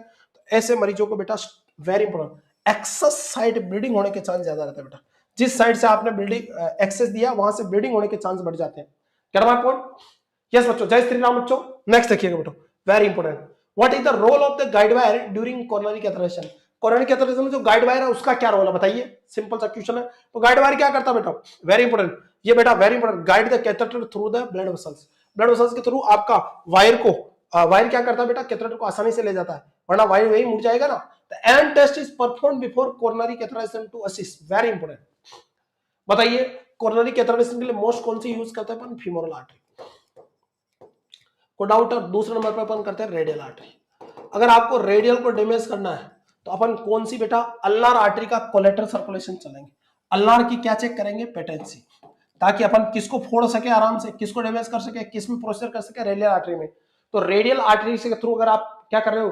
कोरोनरी कैथेटराइजेशन कर रहे हो, तो आपको पहले अल्नार आर्टरी का कोलेटरल सर्कुलेशन देखना है। इसी को अपन क्या बोलते हैं? Allen test. इसमें क्या करेंगे? वेरी वेरी इंपॉर्टेंट, अपन किसको? रेडियल को कंप्रेस करेंगे और अपन ब्लड वेसल्स को, आपका मुट्ठी को आपको बंद करके अपन खोलेंगे। अगर 3 से 4 सेकंड में आपका सर्कुलेशन लौट रहा है, सॉरी 1 से 2 सेकंड में आपका वापस साइनोसिस से आपको क्या हो रहा है? ब्लेंस से होके वापस नॉर्मल हो रहा है बेटा, रेड पड़ रहा है, इसका मतलब ब्लड सर्कुलेशन सही है। तुम कोरोनरी को सॉरी रेडियल को यूज कर लो, अल्लाह आपका आगे डिस्टल एक्सट्रीमिटीज को ब्लड सप्लाई चालू कर देगी। तो B is the right answer, Allen test. तो एलन टेस्ट ओनली अपन एबीजी, आपका वेरी इंपॉर्टेंट, एबीजी एनालिसिस के लिए नहीं करते अपन, यहाँ पे भी यूज करते हैं रेडियल आर्टरी को अपन, वेरी इंपॉर्टेंट, कैथेटराइज करने से पहले। क्या पॉइंट? तो B is the right answer. Coronary angiography is most effective in diagnosis arrhythmia, coronary artery stenosis, pericardial infection, एटिस। मोस्टली किसको? कोरोनरी एंजियोग्राफी मेनली किस में बताइए बेटा? मेनली किस में? अगर कोरोनरी एंजाइम करो तो मोस्ट इफेक्टिव डायग्नोसिस किसकी करती है? जल्दी कमेंट कीजिएगा। यस, बिल्कुल सिंपल सा जवाब है, कोरोनरी आर्टरी स्टेनोसिस को देखने के लिए अपन क्या कर सकते हैं? कोरोनरी एंजियोग्राफी यूज कर सकते हैं बच्चों। नेक्स्ट देखिएगा, after femoral artery catheterization patient are typically instructed to, femoral catheterization करने के बाद keep the leg straight for 4 to 6 hours, 4 से 6 घंटे या 6 से 8 घंटे तक आपको आपकी एक्सट्रीमिटीज को इमोबाइल रखना है। आरे बस as nurse preparing a patient for coronary catheterization which pre processor assessment is most critical? अब आओ नर्सिंग के रोल बेटा, बढ़िया बढ़िया क्वेश्चन जो नोटसेट में आने लायक क्वेश्चन होते हैं। देखिएगा, nurse is preparing a patient for coronary catheterization which pre processor assessment is most critical? Checking for iodine allergy, measuring blood glucose level, assist pedal pulse या reviewing the patient dietary performance? बताइए, coronary catheterization का problem करें, pre procedure क्या करें? Iodine की allergy check करें, measure blood glucose, assist for pedal pulse या reviewing the patient dietary preference? बताइए। तो जो राइट आंसर जाएगा बच्चों वो जाएगा ए, आयोडीन की एलर्जी चेक करना है, क्योंकि कोरोनरी कैथेटराइटिस में डाई अपन इंजेक्ट कर देता और डाई इंजेक्ट करेंगे तो आयोडीन से एलर्जी है तो प्रोसीजर में गड़बड़ हो सकती है। After coronary catheterization via the femoral artery the nurse should provide, coronary catheterization में फीमोरल आर्टरी में, अगर फीमोरल आर्टरी से आप कोरोनरी कैथेटराइज कर रहे हो तो नर्स क्या प्रेफर, एनकरेज द पेशेंट, तो क्या प्रेफर करेगी, encourage the patient to ambulant immediately, monitor the access site for haematoma, administer IV antibiotic या ऑफरिंग हाई प्रोटीन मील। आपको हेमाटोमा को देखना बेटा, किसको देखना, हेमाटोमा को देखना बेटा, B is the right answer. The patient complain to sudden severe chest pain 1 hour after coronary catheterization, what is the nursing first action, nurses first action, primary nursing role क्या बच्चों, कि मरीज को आपने कोरोनरी कैथेटराइजेशन किया, 1 घंटे बाद में चेस्ट पेन हो गया तो नाइट्रोग्लाइसिन दे, फिजिशियन को प्रोवाइड दे करे, वाइटल साइन एंड ऑक्सीजन दे, या reassure the patient that this is normal. बताइए बच्चों, वेरी इंपॉर्टेंट, बढ़िया शानदार क्वेश्चन बच्चों। यस, सबसे पहले क्या करेंगे आप, तो सबसे पहले बेटा आप यहां पे क्या करोगे, सडन और सीवियर चेस्ट पेन हो रहा था, सबसे पहले वाइटल चेक करें और ऑक्सीजन सैचुरेशन चेक करें, और उसके बाद तुरंत किसको, डॉक्टर को बताया कि इतना बीपी हो गया, ऐसे सीवियर चेस्ट पेन होगा, फिर नोटिफाई द पेशेंट। भाई कमक तो नर्सर का रोल है, 1 घंटा हो गया उसके बाद, तो पहले वाइटल चेक करें, ऑक्सीजन सैचुरेशन, और वाइटल चेक करने में कोई घंटा नहीं लगा, बटन दबाया, आपका पहले से कनेक्टेड है, क्योंकि मैंने पोस्ट ऑफ कार्डियक मॉनिटर से कनेक्ट होगा, तुरंत बीपी चेक करें और नोटिफाई द फिजिशियन। क्या माय पॉइंट समझ में आता है, C the right answer. Fix finding post catheterization require immediate intervention, कौन सी, कैथेटर इंसर्ट करने के बाद कोस्टी पोस्ट ऑफ इंटरवेंशन इमीडिएट करना, पहला bruising the radial access site, पहला run pulseless in the affected limb, mild discomfort when moving the arm, या blood pressure 130, blood pressure normal है, ये नॉर्मल है, ये नॉर्मल है, लेकिन आप जिस साइड से आपने कैथेटर इंसर्ट किया उस एक्सट्रीमिटी में पेलेर है, साइनोसिस या पल्सलेस कंडीशन है, पल्स फील नहीं हो रही, तो इसका मतलब वो जो ब्लड वेसल्स है वो ब्लॉक हो गई, कैथेटर साइड जिसमें आर्टरी में आपने या वेन में इंसर्ट किया, तो तुरंत आप डिस्टल एक्टिविटीज की पल्स को चेक करें, ब्लॉकेज को बताता, तो B is the right answer बच्चों। The nurse is teaching a patient about post-procedure care after radial artery catheterization. Which statement by the patient indicate understanding? बताइए। A nurse is teaching a patient about post-procedure care after radial artery catheterization. आरी बात में post procedure teaching करिए nurse radial catheterization के बाद, which statement patient indicate understanding, कौन सा statement patient बता रहा है जिससे पेशेंट समझ गया है, पहला I should avoid using my hand for 24 hour, I can resume heavy lifting tomorrow, गलत है, ये तो हैवी लिफ्टिंग करना ही नहीं है, आरी बात में। Next, I will keep my wrist bend to reduce swelling, wrist को बेंड रखूंगा, ये भी गलत है। I will report any numbness in the my finger, कि मेरी फिंगर में कोई नंबनेस हो रही तो मैं बताऊंगा, तो राइट आंसर पे जाएगा डी। और I should avoid using my hand for 24 hour, 24 hours की जरूरत नहीं है, आप लगभग 6 से 8 घंटे काफी है, 4 से 8 घंटे काफी है, तो राइट आंसर पे जाएगा कि अगर उंगलियों में नंबनेस हो रही है, आरे पास में, और कौन सा बच्चों, रेडियल आर्टरी, तो रेडियल आर्टरी में तो उंगलियों में नंबनेस हो रही है, तो तुरंत फिजिशियन को आपको क्या करना, नोटिफाई करना, तो D is the right answer here बच्चों। Next, which medication is typically held before coronary artery catheter to reduce bleeding, question को समझना, ब्लीडिंग के रिस्क को कम करने के लिए कौन सी ड्रग अपन, तो वारफेरिन, और तो बाकी कोई मैच नहीं खा रही है, और आपका डाई इंड्यूस्ड लैक्टिक एसिडोसिस को रोकने के लिए अपन कौन सी इंड्यूस करेंगे बेटा, मेटफॉर्मिन, ये ध्यान रखना, पर ब्लीडिंग का आया तो वारफेरिन जाएगा। Patient develop a rapid irregular heart beat during coronary catheterization, the nurse should understand administer, कौन सी ड्रग मैनेज करेगा बेटा, बताइए, बहुत प्यारा क्वेश्चन है और एकदम यूनिक क्वेश्चन है, दिल गदगद कर देने वाला। Yes, nurse develop a patient develop a rapid irregular heartbeat during coronary catheterization, the nurse anticipate क्या एडमिनिस्टर करेगी, एट्रोपिन, लिडोकेन, एपिनेफ्रिन या एडिनोसिन, तो यहां पे बच्चों very important, rapid irregular heartbeat है ड्यूरिंग, इसका मतलब क्या हो रहा है, कार्डियक डिसरिथमिया या कार्डियक एरिथमिया हो रहा है, तो उस कंडीशन में आपकी जो बेस्ट ड्रग होती है बेटा, that is very important, lidocaine. Atropine देंगे नहीं क्योंकि हार्ट रेट को बढ़ाती, पहले हार्ट रेट बढ़ी हुई है, एडीआर भी हार्ट रेट को बढ़ाती है, तो ये भी अपन यूज नहीं करेंगे। एडेनोसिन सुप्रावेंट्रिकुलर टैकीकार्डिया में ड्रग ऑफ चॉइस होती है बेटा, सुप्रावेंट्रिकुलर टैकी, तो वो भी अपन यूज नहीं करेंगे, यहाँ पे लिडोकेन यूज देंगे बेटा, लिडोकेन जो लोकल एनेस्थेटिक है बेटा, और ये सोडियम चैनल ब्लॉकर होती है, एंटी डिस्टमिक ड्रग है बेटा, तो ये लिडोकेन देंगे जिससे कार्डियक रिदमिया ठीक हो जाए, तो B is the right answer. Yes, सबके जवाब गलत थे कमबख्त, तो पढ़ाई कर लो, फायदे में रहोगे। What is the primary nursing responsibility before a patient undergoes coronary catheterization, कोई पेशेंट को कोरोनरी कैथेटराइजेशन का प्लान कराना है तो प्राइमरी नर्सिंग रोल क्या रहेगा, administer medication for sedation, ensure the patient understanding the procedure and obtaining informed consent, perform the angioplasty procedure या monitor the patient heart rate during the procedure. तो मरीज को क्या कर रहे हैं बेटा, अपन कोरोनरी कैथेटराइजेशन कर रहे हैं, तो आपको एंश्योर करना पेशेंट को आरे पास में किसके बारे में, इनका वेरी इंपॉर्टेंट प्रोसेसर के बारे में समझाना है और इन्फॉर्म कंसर्न लेना नर्सेस का रोल है। लेगा कौन फिजिशियन, लेकिन हुआ कि नहीं हुआ चेक करना नर्सेस का रोल है। क्या कौन बच्चों आज बात सुने, यस बेटा 6 mg 12 mg। नेक्स्ट देखिए B is the right answer. The nurse should notify the health care provider if the patient exhibit which of the following sign after the coronary catheterization. Coronary catheterization का कौन सा sign तुरंत notify the physician की जरूरत है। Slight pain at the catheter insertion side, तो ये तो नॉर्मल है, कोई जरूरत नहीं है। An elevated body temperature greater than 104 degree या slight dizziness from the sentence या mild swelling at the catheter side. तो राइट आंसर क्या जाएगा, अगर टेंपरेचर बढ़ रहा है बच्चों तो फीवर का इंडिकेशन है। अरे किसका इंडिकेशन है, फीवर का, इन्फेक्शन का इंडिकेशन है, और इन्फेक्शन के केस में तुरंत नोटिफाई द फिजिशियन। क्लियर बच्चों, कार्डियक प्रोसीजर है, बहुत क्रिटिकल मामला होता है, सबसे डेंजर मामला होता है hospital side. The nurse is educating the patient about post catheterization care, which statement indicate the need for further teaching. कौन से स्टेटमेंट से दोबारा समझाने की जरूरत है, यानी गलत बता रहा है पेशेंट। पहला, I will avoid soaking in the bathroom for 3 days, I will take aspirin as prescribe, I will report chest pain immediately, या I will resume jogging tomorrow, कि मैं कल से जॉगिंग करना शुरू कर दूंगा। तो बेटा 3 दिन तक बिल्कुल आपको टब में नहीं नहाना है। एस्पिरिन जो दी है वो एस्पिरिन कंटिन्यू करनी है पोस्ट ऑफ आपका बेटा, पोस्ट ऑफ आपको किसको, क्लोटिंग को रोकने के लिए। और रिपोर्ट चेस्ट पेन तुरंत बताना है। आरे बस में कल से जॉगिंग चालू नहीं करना, अभी कम से कम 7 दिन तक क्या करना है, बेड रेस्ट करना है।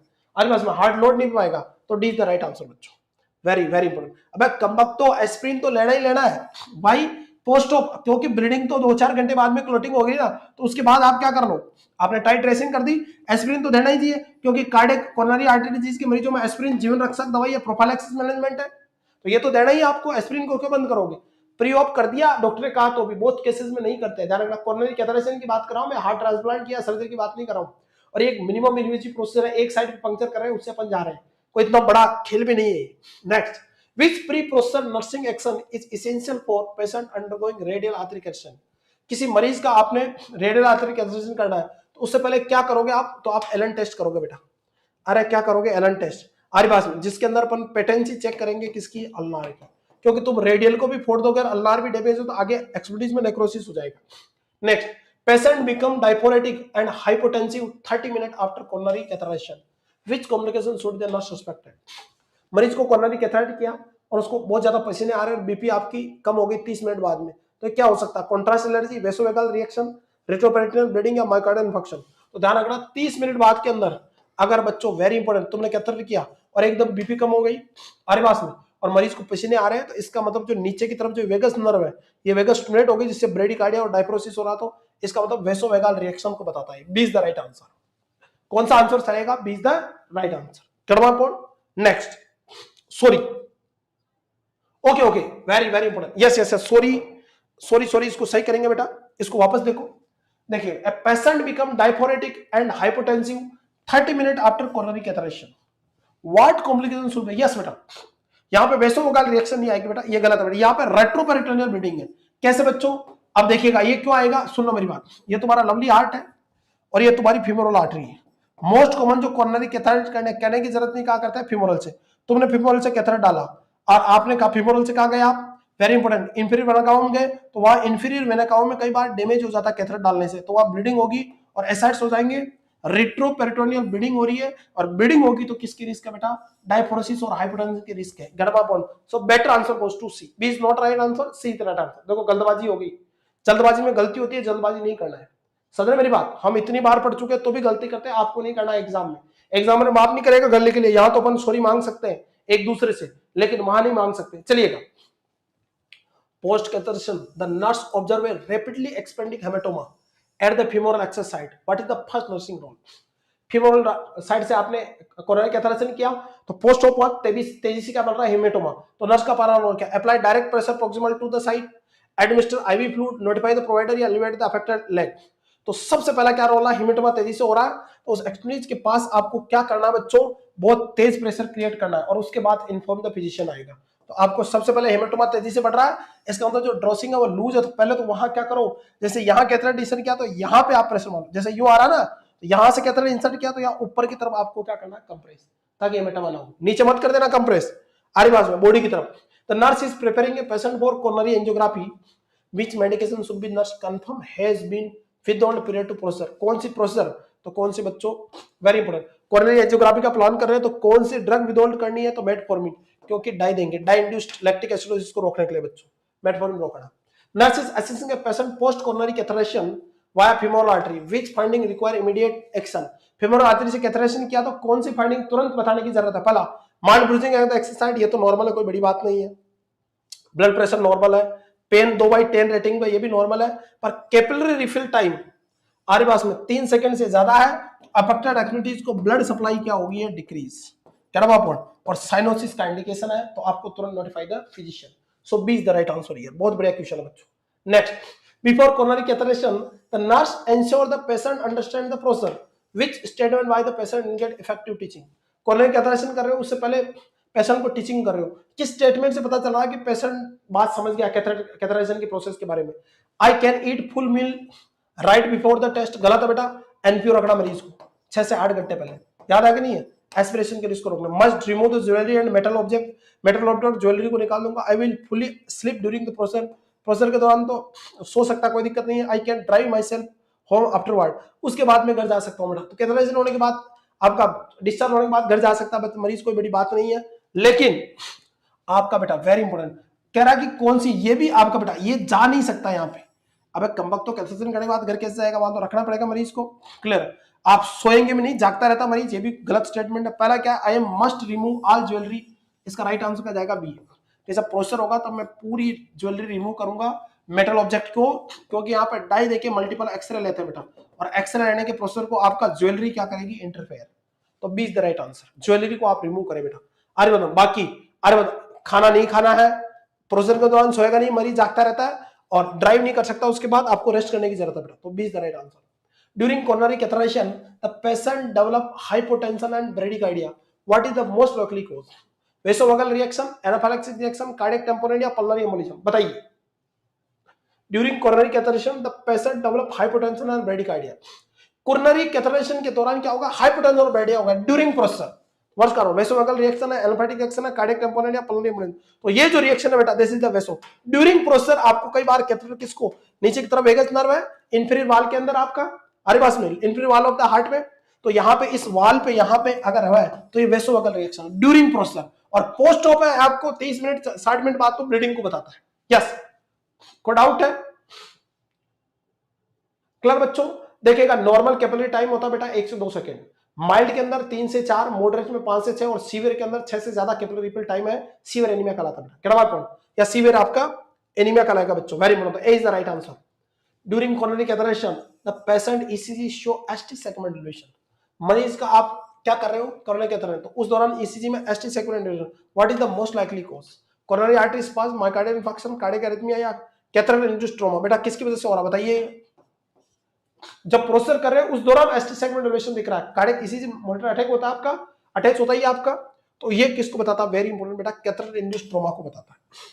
वेरी इंपॉर्टेंट कि हार्ट में तुमने कैथेटर डाला, उस दौरान हार्ट में इंजरी होगी, इंजरी से एसटी सेगमेंट क्या हो सकता है? नेक्रोसिस से आपका बेटा बढ़ सकता है। अरे वास में तो राइट आंसर क्या जाएगा? D is the right answer. Which finding post catheterization via the femoral artery require urgent intervention? अरे बात, which finding post catheterization via the femoral artery, femoral artery से कैथेटराइजेशन क्या? तो पोस्ट ऑफ अर्ली इंटरवेंशन क्या है? Mild acrocyanosis at the side, ये तो normal है। Capillary repeat time 2 second in the toes, ये भी सही है। एब्सेंट डोर्सलिस पेडास, अगर डोर्सलिस पेडास पल्सेस एब्सेंट है तो तुरंत notify the physician. Pain rated 3/6, ये भी नॉर्मल है बच्चों। चलिए, which pre processor instruction is most critical for the diabetic patient undergoing coronary angiography? कोई मरीज है उसको कोरोनरी एंजियोग्राफी करनी है, तो आप और डायबिटीज का मरीज है, तो कौन सी प्री प्रोसेसर इंस्ट्रक्शन देना इंपॉर्टेंट है बेटा? क्वेश्चन को समझो।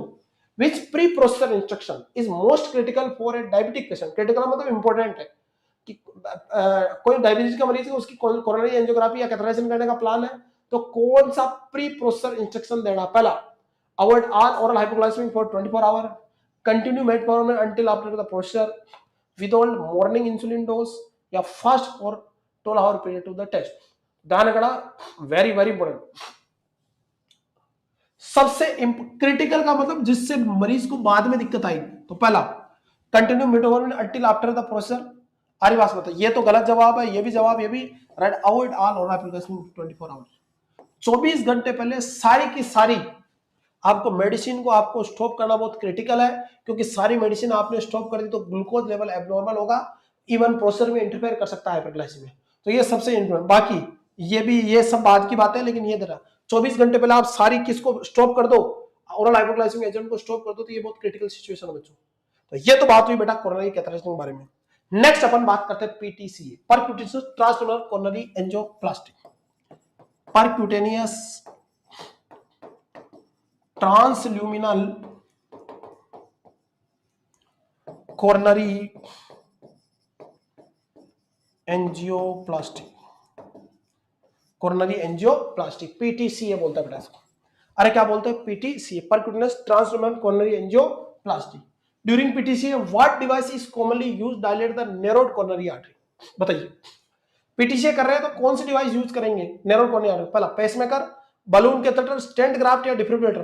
तो अपन क्या यूज करते हैं बेटा, आपका अगर कोरोनरी आर्टरी में वो है तो अपन क्या डालेंगे, वेरी इंपॉर्टेंट, अरे क्या डालेंगे, बलून कैथेटर डालेंगे ना। तो अब जान लेते हैं कि अपना बेटा पीटीसीए क्या है बच्चों, वेरी वेरी इंपॉर्टेंट। और कोरोनरी एंजियोग्राफी और पीटीसीए में अंतर क्या, थोड़ा बेसिक सा अंतर है। एंजियोग्राफी थोड़ा मेन प्रोसेस है बेटा, इसी को अपन एंजियोग्राफी बोलते हैं, इसी को अपन बोलते हैं PTCA, percutaneous transluminal coronary angiography. बेटा पहले प्रोसेसर को देख लो, एक इमेज बताता हूं आपको। देखिए angioplasty, also known as balloon angioplasty and percutaneous transluminal angioplasty, अरे बस में, या angiography, PT is a minimally invasive endovascular processor. Endovascular मतलब ब्लड वेसल्स के अंदर किया जाने वाला processor, used to widen narrow और ऑब्स्ट्रक्टेड आर्टरीज और vein, typically treat arterial atherosclerosis. देखिएगा, जो आर्टरी या वेन नैरो हो गई है उसको वाइड करना और उसको ट्रीटमेंट करना भी एंजियोप्लास्टी का काम है। Percutaneous transluminal coronary angioplasty, plastic का मतलब रिपेयर करना, और graphy is a part of coronary catheterization. क्या पॉइंट समझ में बात, angiography is the part of coronary catheterization. देखिएगा, this is the case of coronary angioplasty, the best diagnostic tool and best management tool for the MI. ये देखिएगा, this is the fluoroscopy machine जिसके द्वारा अपन multiple x-ray अपन use करते हैं। ये पेशेंट है, पेशेंट की फीमोरल आर्टरी मोस्टली या रेडियल आर्टरी के थ्रू, देखो रेडियल आर्टरी के थ्रू या कैथेटर डाला जा रहा है, रेडियल आर्टरी के थ्रू कैथेटर इंसर्ट किया, कैथेटर इंसर्ट करने के बाद कैथेटर सीधा कहा जा रहा है, हार्ट में जा रहा है। हार्ट में जाके बेटा वहां पे क्या करेगा, ब्लॉकेज को यहाँ पे डाई इंस्टिल करेंगे, डाई के द्वारा अपन फिर अपन वहां पे मल्टीपल रियल टाइम इमेज लेंगे फ्लोरोस्कोपी की मदद से, और जहां पे ब्लॉक है, देखो डाई डाला आपने, डाई डालने के बाद इस तरह से दिखेगी ब्लड वेसल्स, और देखो यहाँ पे ब्लॉक है, इस ब्लॉक को अपन देख लेंगे। कैट माय पॉइंट, तो this is the process of, और कैथेटर को रिमूव कर देंगे। अरे बस, this is the process of, या वेरी इंपॉर्टेंट, ये देखिएगा, ये देखो आपका लाडा आर्टरी है, लेफ्ट एंट्री डिसेंडिंग आर्टरी, उसमें देखो धीरे धीरे देखो समय के साथ क्या बन रहा है, क्लोट, धीरे धीरे देखो क्लोट बढ़ता जा रहा है। अरे क्लोट क्या कर रहा है, बढ़ता जा रहा है। क्लोट जैसे जैसे बढ़ता जाएगा, ये देखो ब्लड वेसल्स क्या हो जाएगी, ब्लॉक, और ब्लड वेसल ब्लॉक होगी तो देखो देखो यहाँ हार्ट नेक्रोस हुआ होगा, काला पड़ रहा है, यहाँ पे हार्ट में क्या होगा, नेक्रोसिस। अरे बस, जिसको मोस्ट कॉमनली लाडा आर्टरी में ब्लॉक होने से, कैट माय पॉइंट, ये देखो एमआई का अटैक, देखो ब्लैक पड़ गया यहाँ से। अरे बस, लेफ्ट एंट्री डिसेंडिंग आर्टरी में लाडा में ब्लॉक होने से, क्लियर। तो इसके लिए अपन क्या करते हैं, अपन एक मेजरमेंटिव टूल यूज करते हैं बेटा। अरे बस, इसके अलावा जो कैथेटर है आपका, क्लोट बन गया, उसमें कैथेटर डालेंगे और फिर बलून इन्फ्लेट करेंगे, और बलून इन्फ्लेट करके अपन वेरी इंपॉर्टेंट इस क्लोट को वाइड कर देंगे ताकि ब्लड सप्लाई चालू रहे। कैट माय पॉइंट, समझ रहे मेरी बात। इसके अलावा कोरोनरी आर्टरी स्टेंट लगा सकते हैं, ट्यूब शेप डिवाइस होती है बेटा, कोरोनरी आर्टरी के अंदर सप्लाई को चालू रखने के लिए अपन लगाते हैं बेटा, और उन लोगों को लगाते हैं जिनको कोरोनरी आर्टरी डिजीज है। Vast majority of the stent are modern intervention cardiology are drug electric stent. आजकल जो स्टेंट यूज लेते हैं वो कौन से स्टेंट यूज लगते हैं, ड्रग इलेक्ट्रिक, यानी उन स्टेंट में बेटा क्या होती है, मेडिसिन भी होती है जो फर्दर क्लोट को नहीं बनने देती है। क्या बात कौन, अरे समझे नहीं समझे बच्चों, तो ये आपको थोड़ा ध्यान रखना बेटा। ये रहा आपका स्टेंट बच्चों, गेट माय पॉइंट, इसको अपन इंसर्ट कर दें, और ये रहा आर्थरेक्टोमी। कई बार अपन इस प्रोसेस के द्वारा इस क्लोट को भी रिमूव कर सकते हैं रोटेशनल टेक्निक के द्वारा। गेट माय पॉइंट, तो अपन बात करते हैं बेटा नेक्स्ट आपका टॉपिक एंजियोग्राफी। अरे कौन सा टॉपिक, एंजियोग्राफी, जिसको पीटीसी है या एंजियोप्लास्टी बोलते हैं बेटा। PTC is the best and first management of the evolving MI, कि जब मरीज को ड्यूरिंग अटैक आ रहा या जस्ट आफ्टर अटैक, अगर मरीज को तुम बचाना चाहते हो तो बेस्ट कौन सा, एंजियोप्लास्टी बेटा। एक तरह से ये बेटा डायग्नोस्टिक प्लस ट्रीटमेंटिव प्रोसेसर है। क्या ना पॉइंट, यानी मरीज को कैथेटर डाल के अपन डायग्नोसिस भी कर सकते हैं, उस समय वो जो क्लोट बन गया उस क्लोट को रिमूव भी कर सकते हैं, तो डायग्नोस्टिक प्लस ट्रीटमेंट पर्पज है। देखो पीटीसीए बड़ी फॉर्म है जिसमें अपन डायग्नोसिस भी कर सकते हैं और ट्रीटमेंट भी कर सकते हैं, जबकि कोरोनरी कैथेटराइजेशन केवल डायग्नोसिस के लिए यूज किया जाता है, हालांकि आजकल एडवांस टेक्निक में ट्रीटमेंट भी कर सकते हैं। तो मैं कह सकता हूं जो coronary catheterization is the short form of किसका, पीटीसीए। पीटीसीए बड़ा है, पीटीसीए का बेटा कौन, कोरोनरी कैथेटराइजेशन, ये ध्यान रखा बेटा। क्या कौन, अरे समझे नहीं समझे, तो डायग्नोस्टिक और ट्रीटमेंट के पर्पज से अपन यूज कर सकते हैं। वही मरीज का PTRR, inform consult, allergy to dye, सारा का सारा आपको एनपीओ वगैरह सब चेक करना है। अरे बात बेटा, इसके अलावा दो चीजें और ध्यान रखना very important. Given patient heparin and aspirin during process. अब सुनना मेरी बात, वेरी वेरी इंपोर्टेंट, अब बड़ा धमाका होने वाला। अब बताओ, ये एक इन्वेजिव प्रोसेसर है, पर ये माइल्ड इन्वेजिव है, vascular endo Indo invasive processor है। एक ही तो कट लगा रहे हो और फिर कितना डाल रहे हो, तो यहाँ पे प्रेशर डाल के ब्लीडिंग को रोक लो। तो आरी बात में, तो जब आप प्रोसेसर कर रहे हो उस समय मरीज को हिपेरिन और एस्प्रिन, आरी बात में, and aspirin given, very important, given patient heparin and aspirin during procedure to prevent blood clotting, very very important. देखना, दो तीन चीजें जो अलग आपके मैं बता देता हूं, बाकी तो सेम सेम है। ध्यान रखना, आप अगर कैथेटराइजेशन कर रहे हैं बच्चों, और कैथेटराइजेशन कर रहे हैं तो ड्यूरिंग प्रोसीजर आपको क्या बेटा, हिपेरिन और एस्प्रिन देना है। आरी बात में, जबकि अपन ने और जितने भी इन्वेजिव प्रोसीजर है उसमें हिपेरिन वार्फिन को विदोल्ड करते हैं, लेकिन यहां देना है। क्यों? क्योंकि तुम कैथेटर डाल रहे हो और स्टेंट डाल रहे हो, तो वो बाहर से चीजें अंदर जा रही है, तो ब्लड क्लोट हो सकता है, और ब्लड क्लोट पहले से बना हुआ और दिक्कत होगी। Gate my point? तो ब्लड क्लोट ना हो इसलिए उस दौरान। अब आप साहब ब्लीडिंग का क्या करोगे, तो ब्लीडिंग इतना मेजर नहीं है इश्यू, क्योंकि अपन एक छोटा सा छेद बना के अपन कैथेटर डाल रहे हैं, उस साइड को अपन कंप्रेस करके रखेंगे, कोई बड़ी सर्जरी थोड़ी कर रहे हैं, इसलिए अपन दे सकते हैं बेटा। क्लियर? दूसरा एक जो इंपॉर्टेंट चीज है यहाँ अलग है, अरे बात लो, ड्यूरिंग प्रोसीजर, सुनना मेरी बात, क्या मामला है, during procedure chest pain normal है, वेरी इंपॉर्टेंट। क्योंकि तुम देखो, जब प्रोसेसर कर रहे हो तो हार्ट के अंदर जो कोरोनरी आर्टरी है उसके क्लोट को तोड़ रहे हो आरवास में, या उसमें स्टेंट लगा रहे हो, तो उस दौरान चेस्ट पेन होना नॉर्मल है। If not occur, very important, अब यहां उल्टा मामला, if not occur notify the physician, यहां उल्टा मामला, वेरी वेरी इंपॉर्टेंट। अगर चेस्ट पेन नहीं हो रहा प्रोसेसर के दौरान, during processor chest pain normal है, अगर चेस्ट पेन नहीं हो रहा तो नोटिफाई द फिजिशियन, मतलब कोई और भी दिक्कत है इसकी वजह से चेस्ट पेन नहीं हो रहा, थोड़ा उल्टा यहां मानना। Are you getting my point? को डाउट है? प्री ऑप रोयल सेम की सेम ही तरह से बेटा, अरिबास में, क्लियर बच्चों? अरिबास में प्री ऑप और पोस्ट ऑप रोल कौन से? सेम के सेम ही है बेटा, प्री ऑप और पोस्ट ऑप रोल। आई वो एक्सट्रीमिटीज को इमोबाइल रखना है, chest pain, post op chest pain है, कार्डियक डिस्ट्रीमा तो इन्फॉर्म करना है, लेकिन ड्यूरिंग प्रोसीजर अगर चेस्ट पेन नहीं हो रहा तो भी इन्फॉर्म करना है, होना चाहिए। समझ मेरी बात को? यहां तक को डाउट है? अरे बोलिए राजाओं, वरना आगे बढ़ जाए अपन, चले आगे। यस बच्चों, अब अपन एमसीक्यू सोल्व करते हैं बेटा, धमाक धमाक, चलिए। Yes, very important. What is the role of stent in PTCA procedure? PTCA procedure में stent का क्या रोल है? To replace damaged section of the coronary artery, to support the arterial wall, to prevent restenosis after balloon angioplasty, to deliver medication directly to the heart muscle या monitor blood flow during the procedure. PTCA procedure का stent का क्या role है? अरे बताओ। तो ये to support the arterial wall and prevent restenosis after balloon angioplasty. B is the right answer. तुमने देखो, सुनना मेरी बात, यहां पे क्लोट था, मान लीजिएगा यहां क्लोट था, तुमने सबसे पहले बलून इन्फ्लेट किया, बलून को फुलाया, तो ये जो आपका, वेरी इंपोर्टेंट, ये जो आपका क्या था, स्टेनोसिस एरिया था, वो थोड़ा क्या हो गया, कम हो गया। अरे बस, अब इसके ऊपर परमानेंट तुम इस तरह से, इस तरह का एक स्टैंड आता है वो लगा दो, जिससे ये दोबारा क्लोट ना बढ़े और ये ब्लड वेसल्स यहां से पिचके नहीं। तो B is the right answer. तो पहले अपन क्या करेंगे, एंजियोप्लास्टी करेंगे यानी कैथेटराइजेशन करेंगे, फिर अपन बलून इन्फ्लेट करेंगे, और फिर बाद में अपन क्या डालेंगे, स्टेंट। स्टेंट अंदर ही रहता है, लंबे समय तक स्टेंट रहता है, ताकि दोबारा वो ब्लड वेसल्स वहां से पिचके नहीं, क्लोट ना बने। तो B is the right answer. Next, very important, what is the role of stent in PTCA processor? और ध्यान रखना, पीटीसीए में प्री ऑप और पोस्ट ऑप कोरोनरी कैथेटराइजेशन की तरह उसी का ही पार्ट है एक तरह से, पर ये पीटीसीए बड़ा प्रोसेसर है, कोरोनरी कैथेटराइजेशन एक तरह से डायग्नोस्टिक प्रोसेसर है, ये डायग्नोस्टिक कम ट्रीटमेंट दोनों का काम करता है। Next, what is the role of the stent in the PTCA processor? To replace damaged section of the coronary artery, to support the arterial wall and prevent restenosis after balloon angioplasty, to deliver medication direct to the heart muscle, या to monitor blood flow during the procedure। बताइए right answer क्या जाएगा? What is the role of stent in the PTCA processor? तो PTCA वही to support, बेटा वही same question है, वापस रिपीट हो गया, सॉरी। तो B is the right answer. Which of the following medication is commonly prescribed after PTCA to prevent blood clot? PTCA के बाद ब्लड क्लॉट को रोकने के लिए अपन वही एंटीप्लेटलेट लाइक एस्पिरिन और क्लोपिडोग्रेल अपन यूज करेंगे बेटा।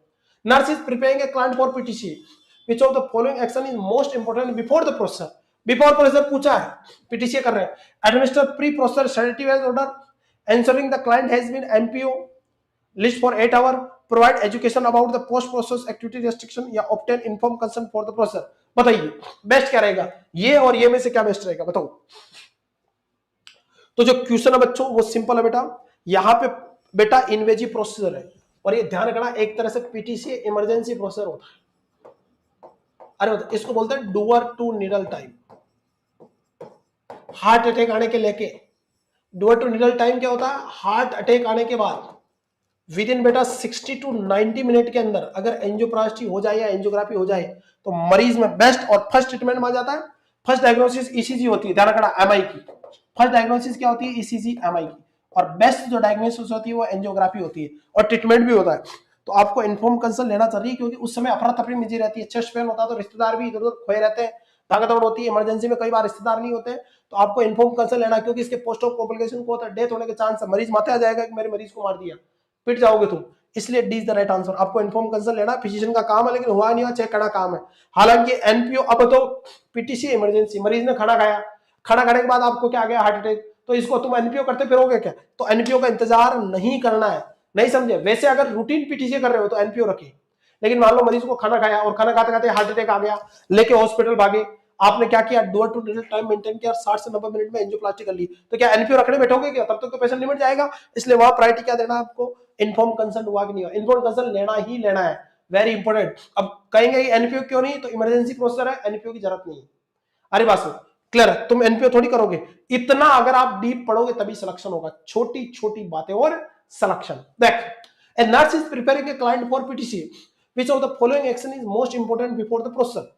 Very important. Before procedure PTC से administer pre-procedure sedative. अरे वाला क्लियर है? यहाँ पे वो आपका बेटा इन्फॉर्म कंसल्ट है, ये सेम क्वेश्चन रिपीट हो रहा है, sorry. Next, a client who underwent PTC 4 weeks ago returned for follow-up visit. The nurse note that the client injection fraction has been decreased 30%. Which of the following action should be the nurse take first? बताइए। Client underwent PTC 4 week ago, 4 सप्ताह पहले, कितना सप्ताह पहले, 4 सप्ताह पहले मरीज का पीटीसी हुआ, मरीज वापस फॉलो अप के लिए आया और नर्स ने नोट किया कि उसका जो इजेक्शन फ्रैक्शन है वो कितना 30% है। नॉर्मल इजेक्शन फ्रैक्शन होना चाहिए 45 से आपका 65%। आरी बात में इजेक्शन फ्रैक्शन क्या होता है, स्ट्रोक वॉल्यूम को तुम परसेंटेज में लिख लो, स्ट्रोक जो वॉल्यूम है उसको तुम अगर परसेंटेज में डिनोट करो ना तो वो क्या कहलाता है, इजेक्शन फ्रैक्शन। और नॉर्मल इजेक्शन फ्रैक्शन 45 से 65% होना चाहिए। अगर 30% है तो एक किसको दर्शाता है, हार्ट फेलियर को दर्शाता है बेटा। देखिएगा, reassure the client that this is the normal finding, गलत स्टेटमेंट है। Schedule the client for a stress test to assist, ये भी गलत है।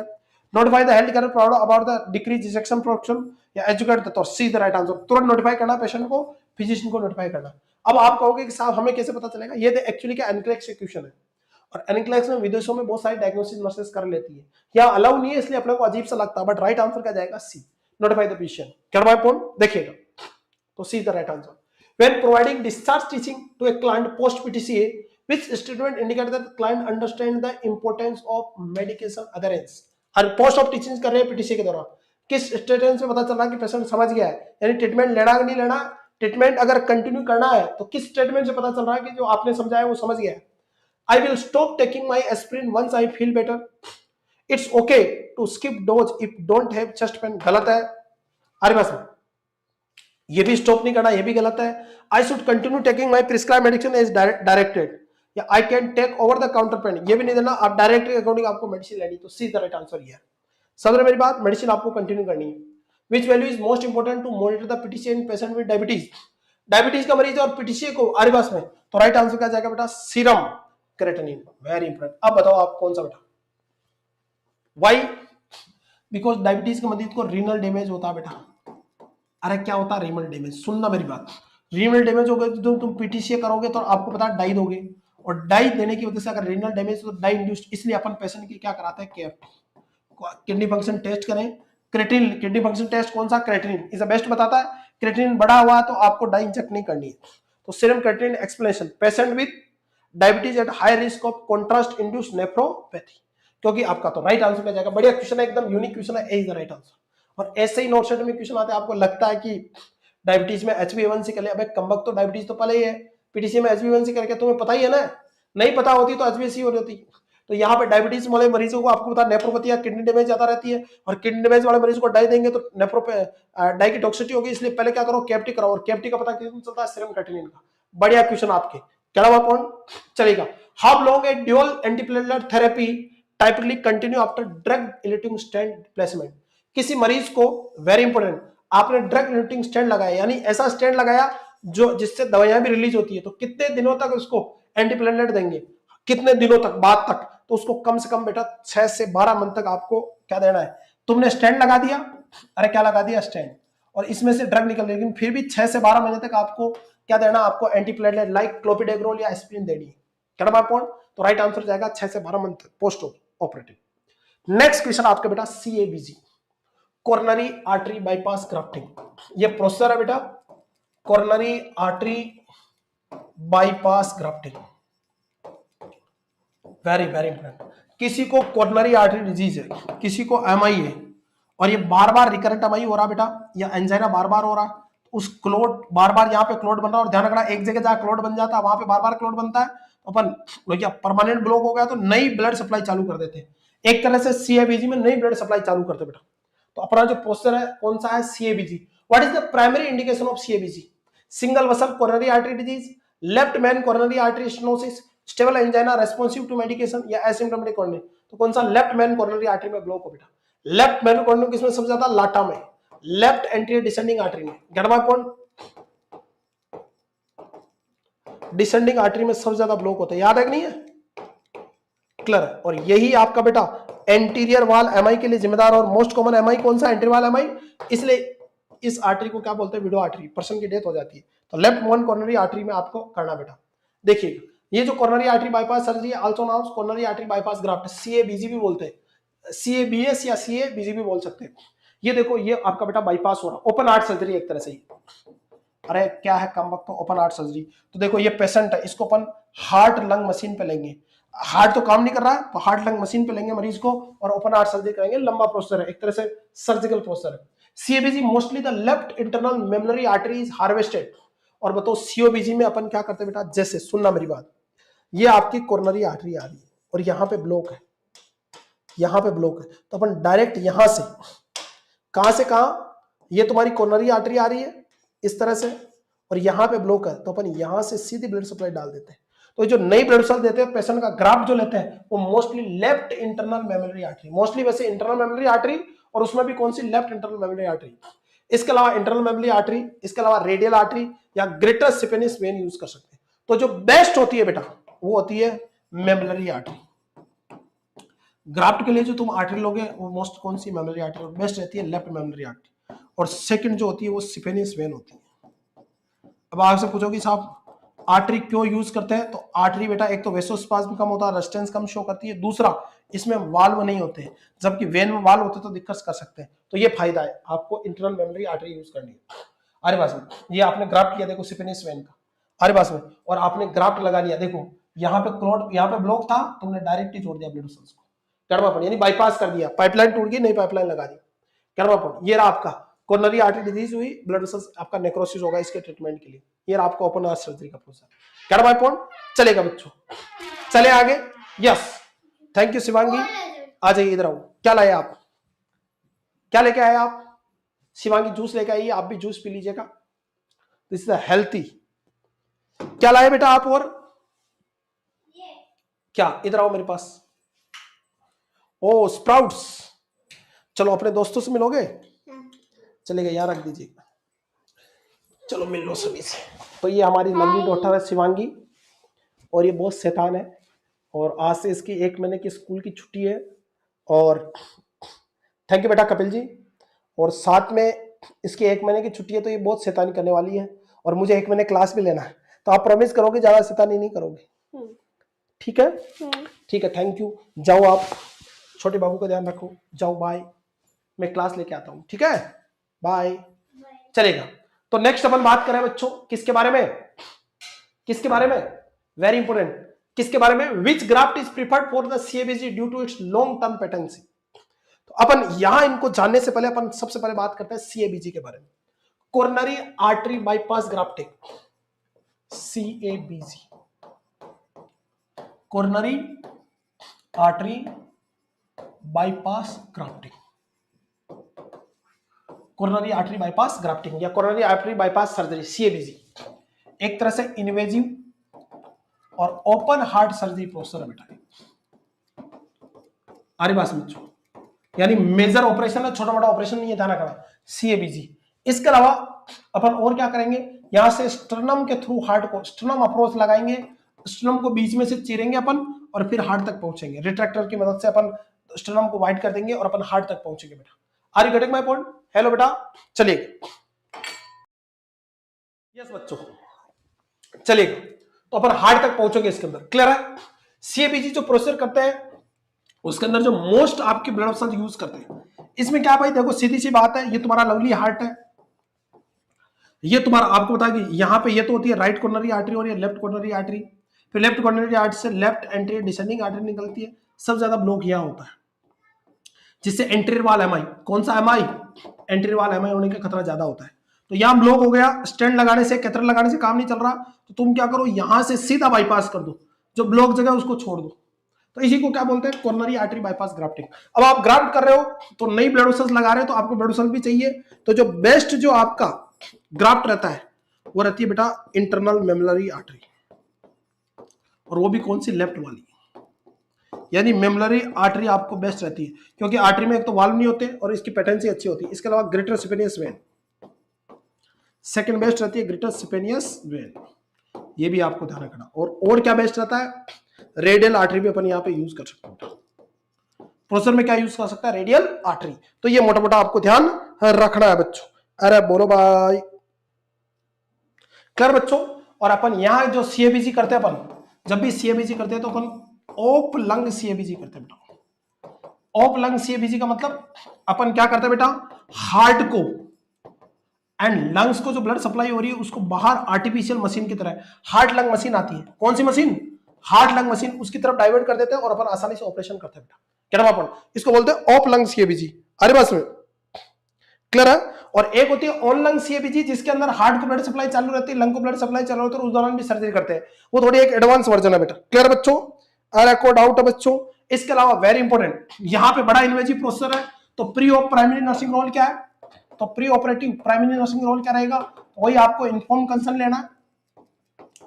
ये रूटीन प्रोसेसर है, इमरजेंसी के साथ साथ इन्फॉर्म कंसर्न लेना है, मरीज का पीटीआईएनआर चेक करना है, बड़ा ऑपरेशन ओपन तो एंटीबायोटिक एएसटी करनी है बेटा, एंटीबायोटिक एएसटी करनी है, और मोस्टली एंटीबायोटिक एएसटी आरिबास में वेरी इंपॉर्टेंट वार्ड में की जाती है, और इंजेक्शन कब दिए जाते हैं, 1 आवर बिफोर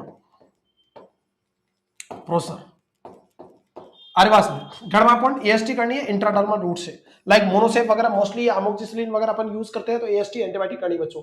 अरे कोई डाउट है? बाकी पीटीआईएनआर वगैरह करना, आपको सर्जिकल साइट को प्रिपेयर करना, क्योंकि सर्जरी है, सर्जिकल साइट प्रिपेयर करना हो गया, X ray imaging reported lab value, PT INR, viral marker, सारा का सारा फिजिशियन को भेजना, ये प्री ऑप जो कॉमन है बेटा। क्लियर बच्चों? अरे बोलिएगा भाई, क्लियर बच्चों? इसके अलावा पीटीआईएनआर, वायरल मार्कर वगैरह सब कुछ हो गए, ये सब कुछ करना है। इसके अलावा कुछ ड्रग विदहोल्ड करनी है, और दमादम लिख लेना कौन सी ड्रग कितने दिन पहले करना, withhold some medication before surgery, तो दमादम लिखते जाना बेटा। अगर आप क्या कर रहे हो, सीएबीजी, बहुत इंपॉर्टेंट क्वेश्चन है, और सीएबीजी कर रहे हो तो सीएबीजी करने से पहले कौन कौन से मेडिसिन विदहोल्ड करनी है, तो पहला तो लिख लेना आप, वेरी इंपॉर्टेंट, सीएबीजी अगर आप कर रहे हो तो सीएबीजी करने से पहले आपको बेटा क्या क्या विदहोल्ड करना है, तो आपको विदहोल्ड करना एक तो एस्प्रिन, और कितने दिन पहले, तो 7 डेज बिफोर, याद रखना है। दूसरा वारफेरिन विदहोल्ड करना, वारफेरिन, क्योंकि ये बड़ा मेजर इन्फेक्शन है, तो वारफेरिन आपको 2 से 3 दिन पहले रोकना, ब्लीडिंग के रिस्क को रोकने के लिए। और बताइए डायरेटिक्स को विदहोल्ड करना है, हेपेरिन को विदहोल्ड करना है, बताइए हेपेरिन कितने घंटे पहले, कम से कम 6 से 12 आवर्स बिफोर आपको विदहोल्ड। डायरेटिक्स कितने घंटे पहले विदहोल्ड करोगे बताओ? क्या बच्चों, डायरेटिक्स आपका बेटा 3 से 4 दिन पहले, ध्यान रखना, क्योंकि ये फ्लूइड और इलेक्ट्रोलाइट इम्बैलेंस कराते हैं ना, इसलिए। इसके अलावा डिजोक्सिन अगर चल रही है मरीज को, सीएबीजी कर रहे हो आप, तो डिजोक्सिन आप 12 आवर बिफोर बंद करना बेटा, नहीं समझे? अगर आप एस्प्रिन दे रहे हो तो 7 दिन पहले, अगर सीएबीजी या कोई मेजर ऑप्शन, वारफेरिन 2 से 3 दिन पहले टू प्रिवेंट ब्लीडिंग, डायरेटिक्स 3 से 4 दिन पहले to prevent electrolyte imbalance, heparin 6 से 12 घंटे पहले टू प्रिवेंट ब्लीडिंग, डिजोक्सिन 12 घंटे पहले आपको विदहोल्ड करनी बेटा।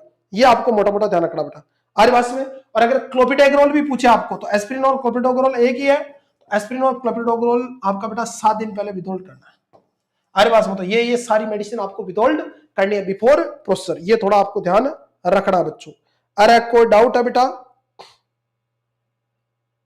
अरे बोलो भाई, आ रही बात सुन। इसके अलावा पोस्ट ऑफ क्या क्या ध्यान रखना आपको बेटा, तो पोस्ट प्रोसीजर बेटा आपको बेटा वेरी इंपॉर्टेंट। एनपीओ तो रखना ही, मरीज को पहले भी एनपीओ रखना है 6 से 8 घंटे पहले और बाद में भी रखना है। इसके अलावा वेरी इंपॉर्टेंट, चेस्ट पेन को असिस्ट करना है कि चेस्ट पेन सीवियर है कि नहीं है। अगर बहुत ज्यादा सीवियर पेन है या कोई कार्डियक डिसरिथमिया है, अरे क्या है कार्डियक डिसरिथमिया है, तो नोटिफाई द फिजिशियन। इसके अलावा ब्लीडिंग तो नहीं हो रही है, आरी बात में जो ड्रेनेज आपका बेटा ड्रेनेज ट्यूब लगाई है आपको ऑपरेशन के दौरान, तो उसके अंदर फ्लूइड अगर 200 ml से ज्यादा है तो नोटिफाई द फिजिशियन। एकदम सिक्रेशन 200 ml से ज्यादा है तो नोटिफाई द फिजिशियन करना है। कार्डियक डिसरिथमिया को असिस्ट करना, ब्लीडिंग के रिस्क को असिस्ट करना आपको बेटा। अरे कोई डाउट है? क्लियर बच्चों? इसके अलावा मरीज को मैकेनिकल वेंटिलेटर पे रखना है क्योंकि बड़ा ऑपरेशन है, ऐसा नहीं तुरंत ही हटा दो। मैकेनिकल वेंटिलेशन में रखना 6 से 24 आवर तक, जब तक कि मरीज ठीक नहीं हो जाए। तो 6 से 24 आवर तक उसको किस पे रखना? मैकेनिकल वेंटिलेशन पे रखना बेटा। अरे कोई डाउट है? ये आपका मोड है बेटा, क्लियर है? आरी बात से क्या पॉइंट। इसके अलावा फ्लूइड जो आपको थोड़ा कम देना है, फ्लूइड आपको कितना देना बेटा? 100 से 150 ml आपका वेरी इंपोर्टेंट फ्लूइड आपको देना है आपको 24 आवर्स के अंदर, यानी थोड़ा फ्लूइड यहां पे कम देंगे ताकि फ्लूइड क्या नहीं हो। क्लियर बच्चों? आरी बात में तो फ्लूइड 100 से 150 ml एकदम दे दिया, सडन दे दिया, तो आपको बेटा मान लीजिएगा गलती से 150 ml फ्लूइड चल गया तो वहां पे नोटिफाई द फिजिशियन। हालांकि फ्लूइड 100 से 150 ml 24 घंटे में नहीं देंगे। मान लो एक बार में तुमने एकदम 100-150 ml फ्लूइड दे दिया तो हार्ट पे लोड पड़ेगा, इसलिए उस स्थिति को छुपाना नहीं। गलती से एनएस फास्ट चली गई तो आपको छुपाना नहीं, नोटिफाई करना फिजिशियन को, क्योंकि हार्ट पे लोड पड़ के हार्ट फेल हो सकता है। बात ध्यान रखना बेटा। अरे कोई डाउट है बच्चों? इसके अलावा कोई कार्डियक इफ्यूजन पेरिकार्डियल इफ्यूजन तो आपको बेटा वेरी इंपोर्टेंट। अरे कोई डाउट है बच्चों? उसको इन्फॉर्म करना है। पोस्ट ऑफ बीपी मेजर करना बेटा, पोस्ट ऑपरेटिव बीपी को रेगुलेट करना है। वाई बेटा? BP regulation is very important because high BP is a hypertension can cause graft damage या ग्राफ्ट को रिमेज कर सकता या ग्राफ्ट डैमेज कर सकता है। इसके अलावा पोस्ट ऑफ वाइटल चेक करना, बीपी जिसमें बीपी बढ़ा हुआ है तो किसके रिस्क का ग्राफ्ट डैमेज या, इसलिए बीपी आपको नॉर्मल रखनी है। बीपी आपको टारगेट 120/80 mmHg या 110/70 mmHg तक करना। अगर 150/90 चले गई तो वो जो ग्राफ्ट लगाया वो प्रेशर की वजह से फट सकता है क्योंकि अभी कच्चा ही है ग्राफ्ट आरी पास में, तो उसकी रिस्क कोशिश करना। पेशेंट का आपका टेम्परेचर चेक करना, टेम्परेचर बढ़ रहा तो इन्फेक्शन का खतरा है, notify the physician. High BP है तो नोटिफाई द फिजिशियन। आपको तुरंत क्या करना बेटा? ग्राफ्ट रिजेक्शन के चांस है तो आपको वेरी इंपोर्टेंट यहाँ पे थोड़ा ध्यान देना बेटा। क्लियर बच्चों? अरे कोई डाउट है? यहां तक कोई डाउट है? इसके अलावा इन्फॉर्म करना आपको फिजिशियन को बेटा। क्लियर बच्चों? इसके अलावा जब भी आप हार्ट ट्रांसप्लांट करो तो सीरम पोटेशियम लेवल को मेंटेन करना है, बिकॉज हार्ट के लिए पोटेशियम बहुत जरूरी है। 3.5 से 5 मिलीग्राम पर लीटर तक पोटेशियम होना चाहिए। ये पोस्ट ऑफ सारा का सारा आपको ध्यान रखना बेटा। अरे कोई डाउट है बच्चों? कोई डाउट है आरिवास में? इसके अलावा पोस्ट ऑफ कॉम्प्लिकेशन क्या हो सकता है? तो हार्ट फेल हो सकता है, एमआई आ सकता है आरिवास में। क्लियर? ग्राफ्ट रिजेक्ट हो सकता है, पोस्ट ऑफ कॉम्प्लिकेशन है।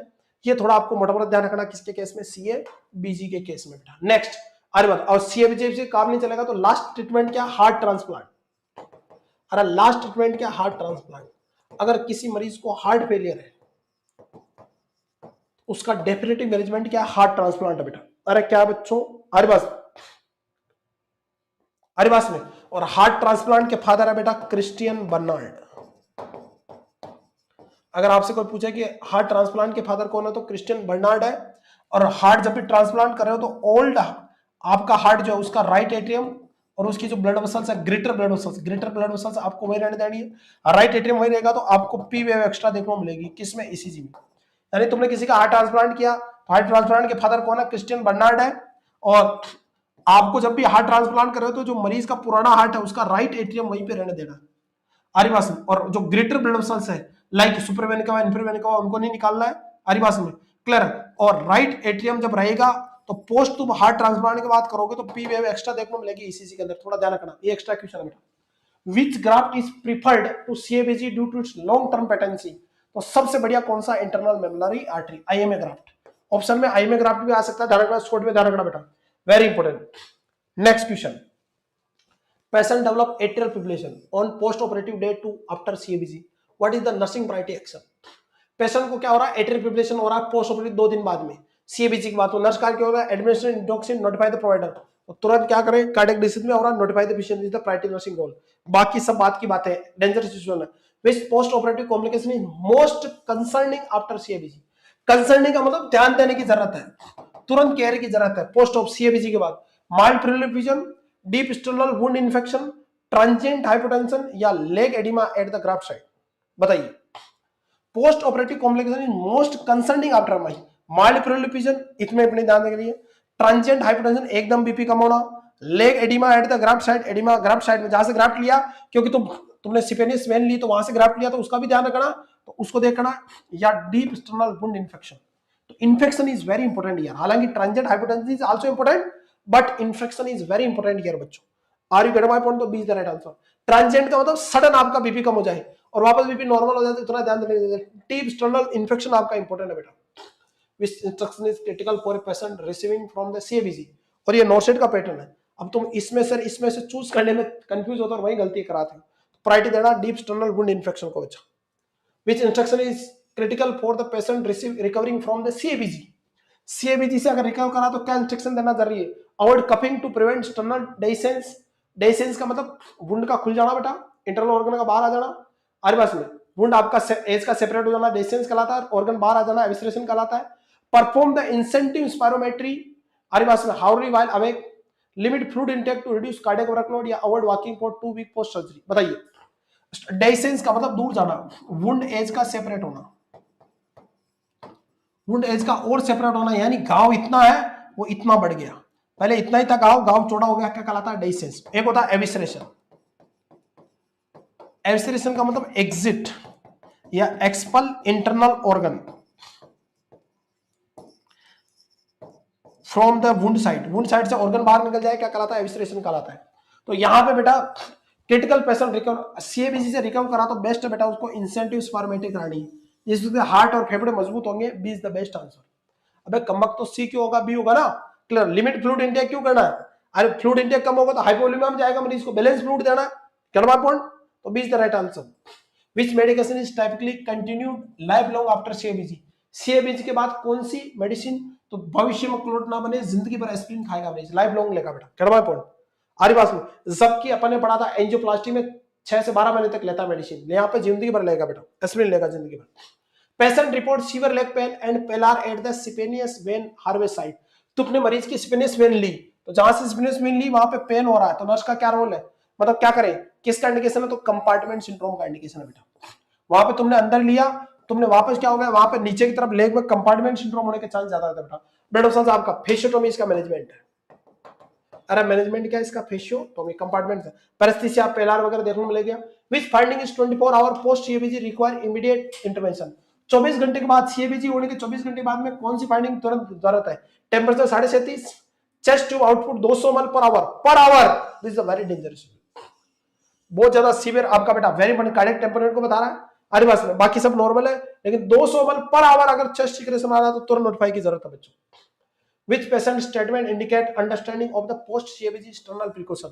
किससे पता चल रहा है कि मरीज को पोस्ट CABG आपका जो टीचिंग है वो समझ गया। I will lift my grandchildren after 1 week. I will avoid pushing pulling with arm for 6 weeks. I can drive as soon as leave the hospital. I will sleep on my stomach to reduce external pressure. बताइए क्या answer है?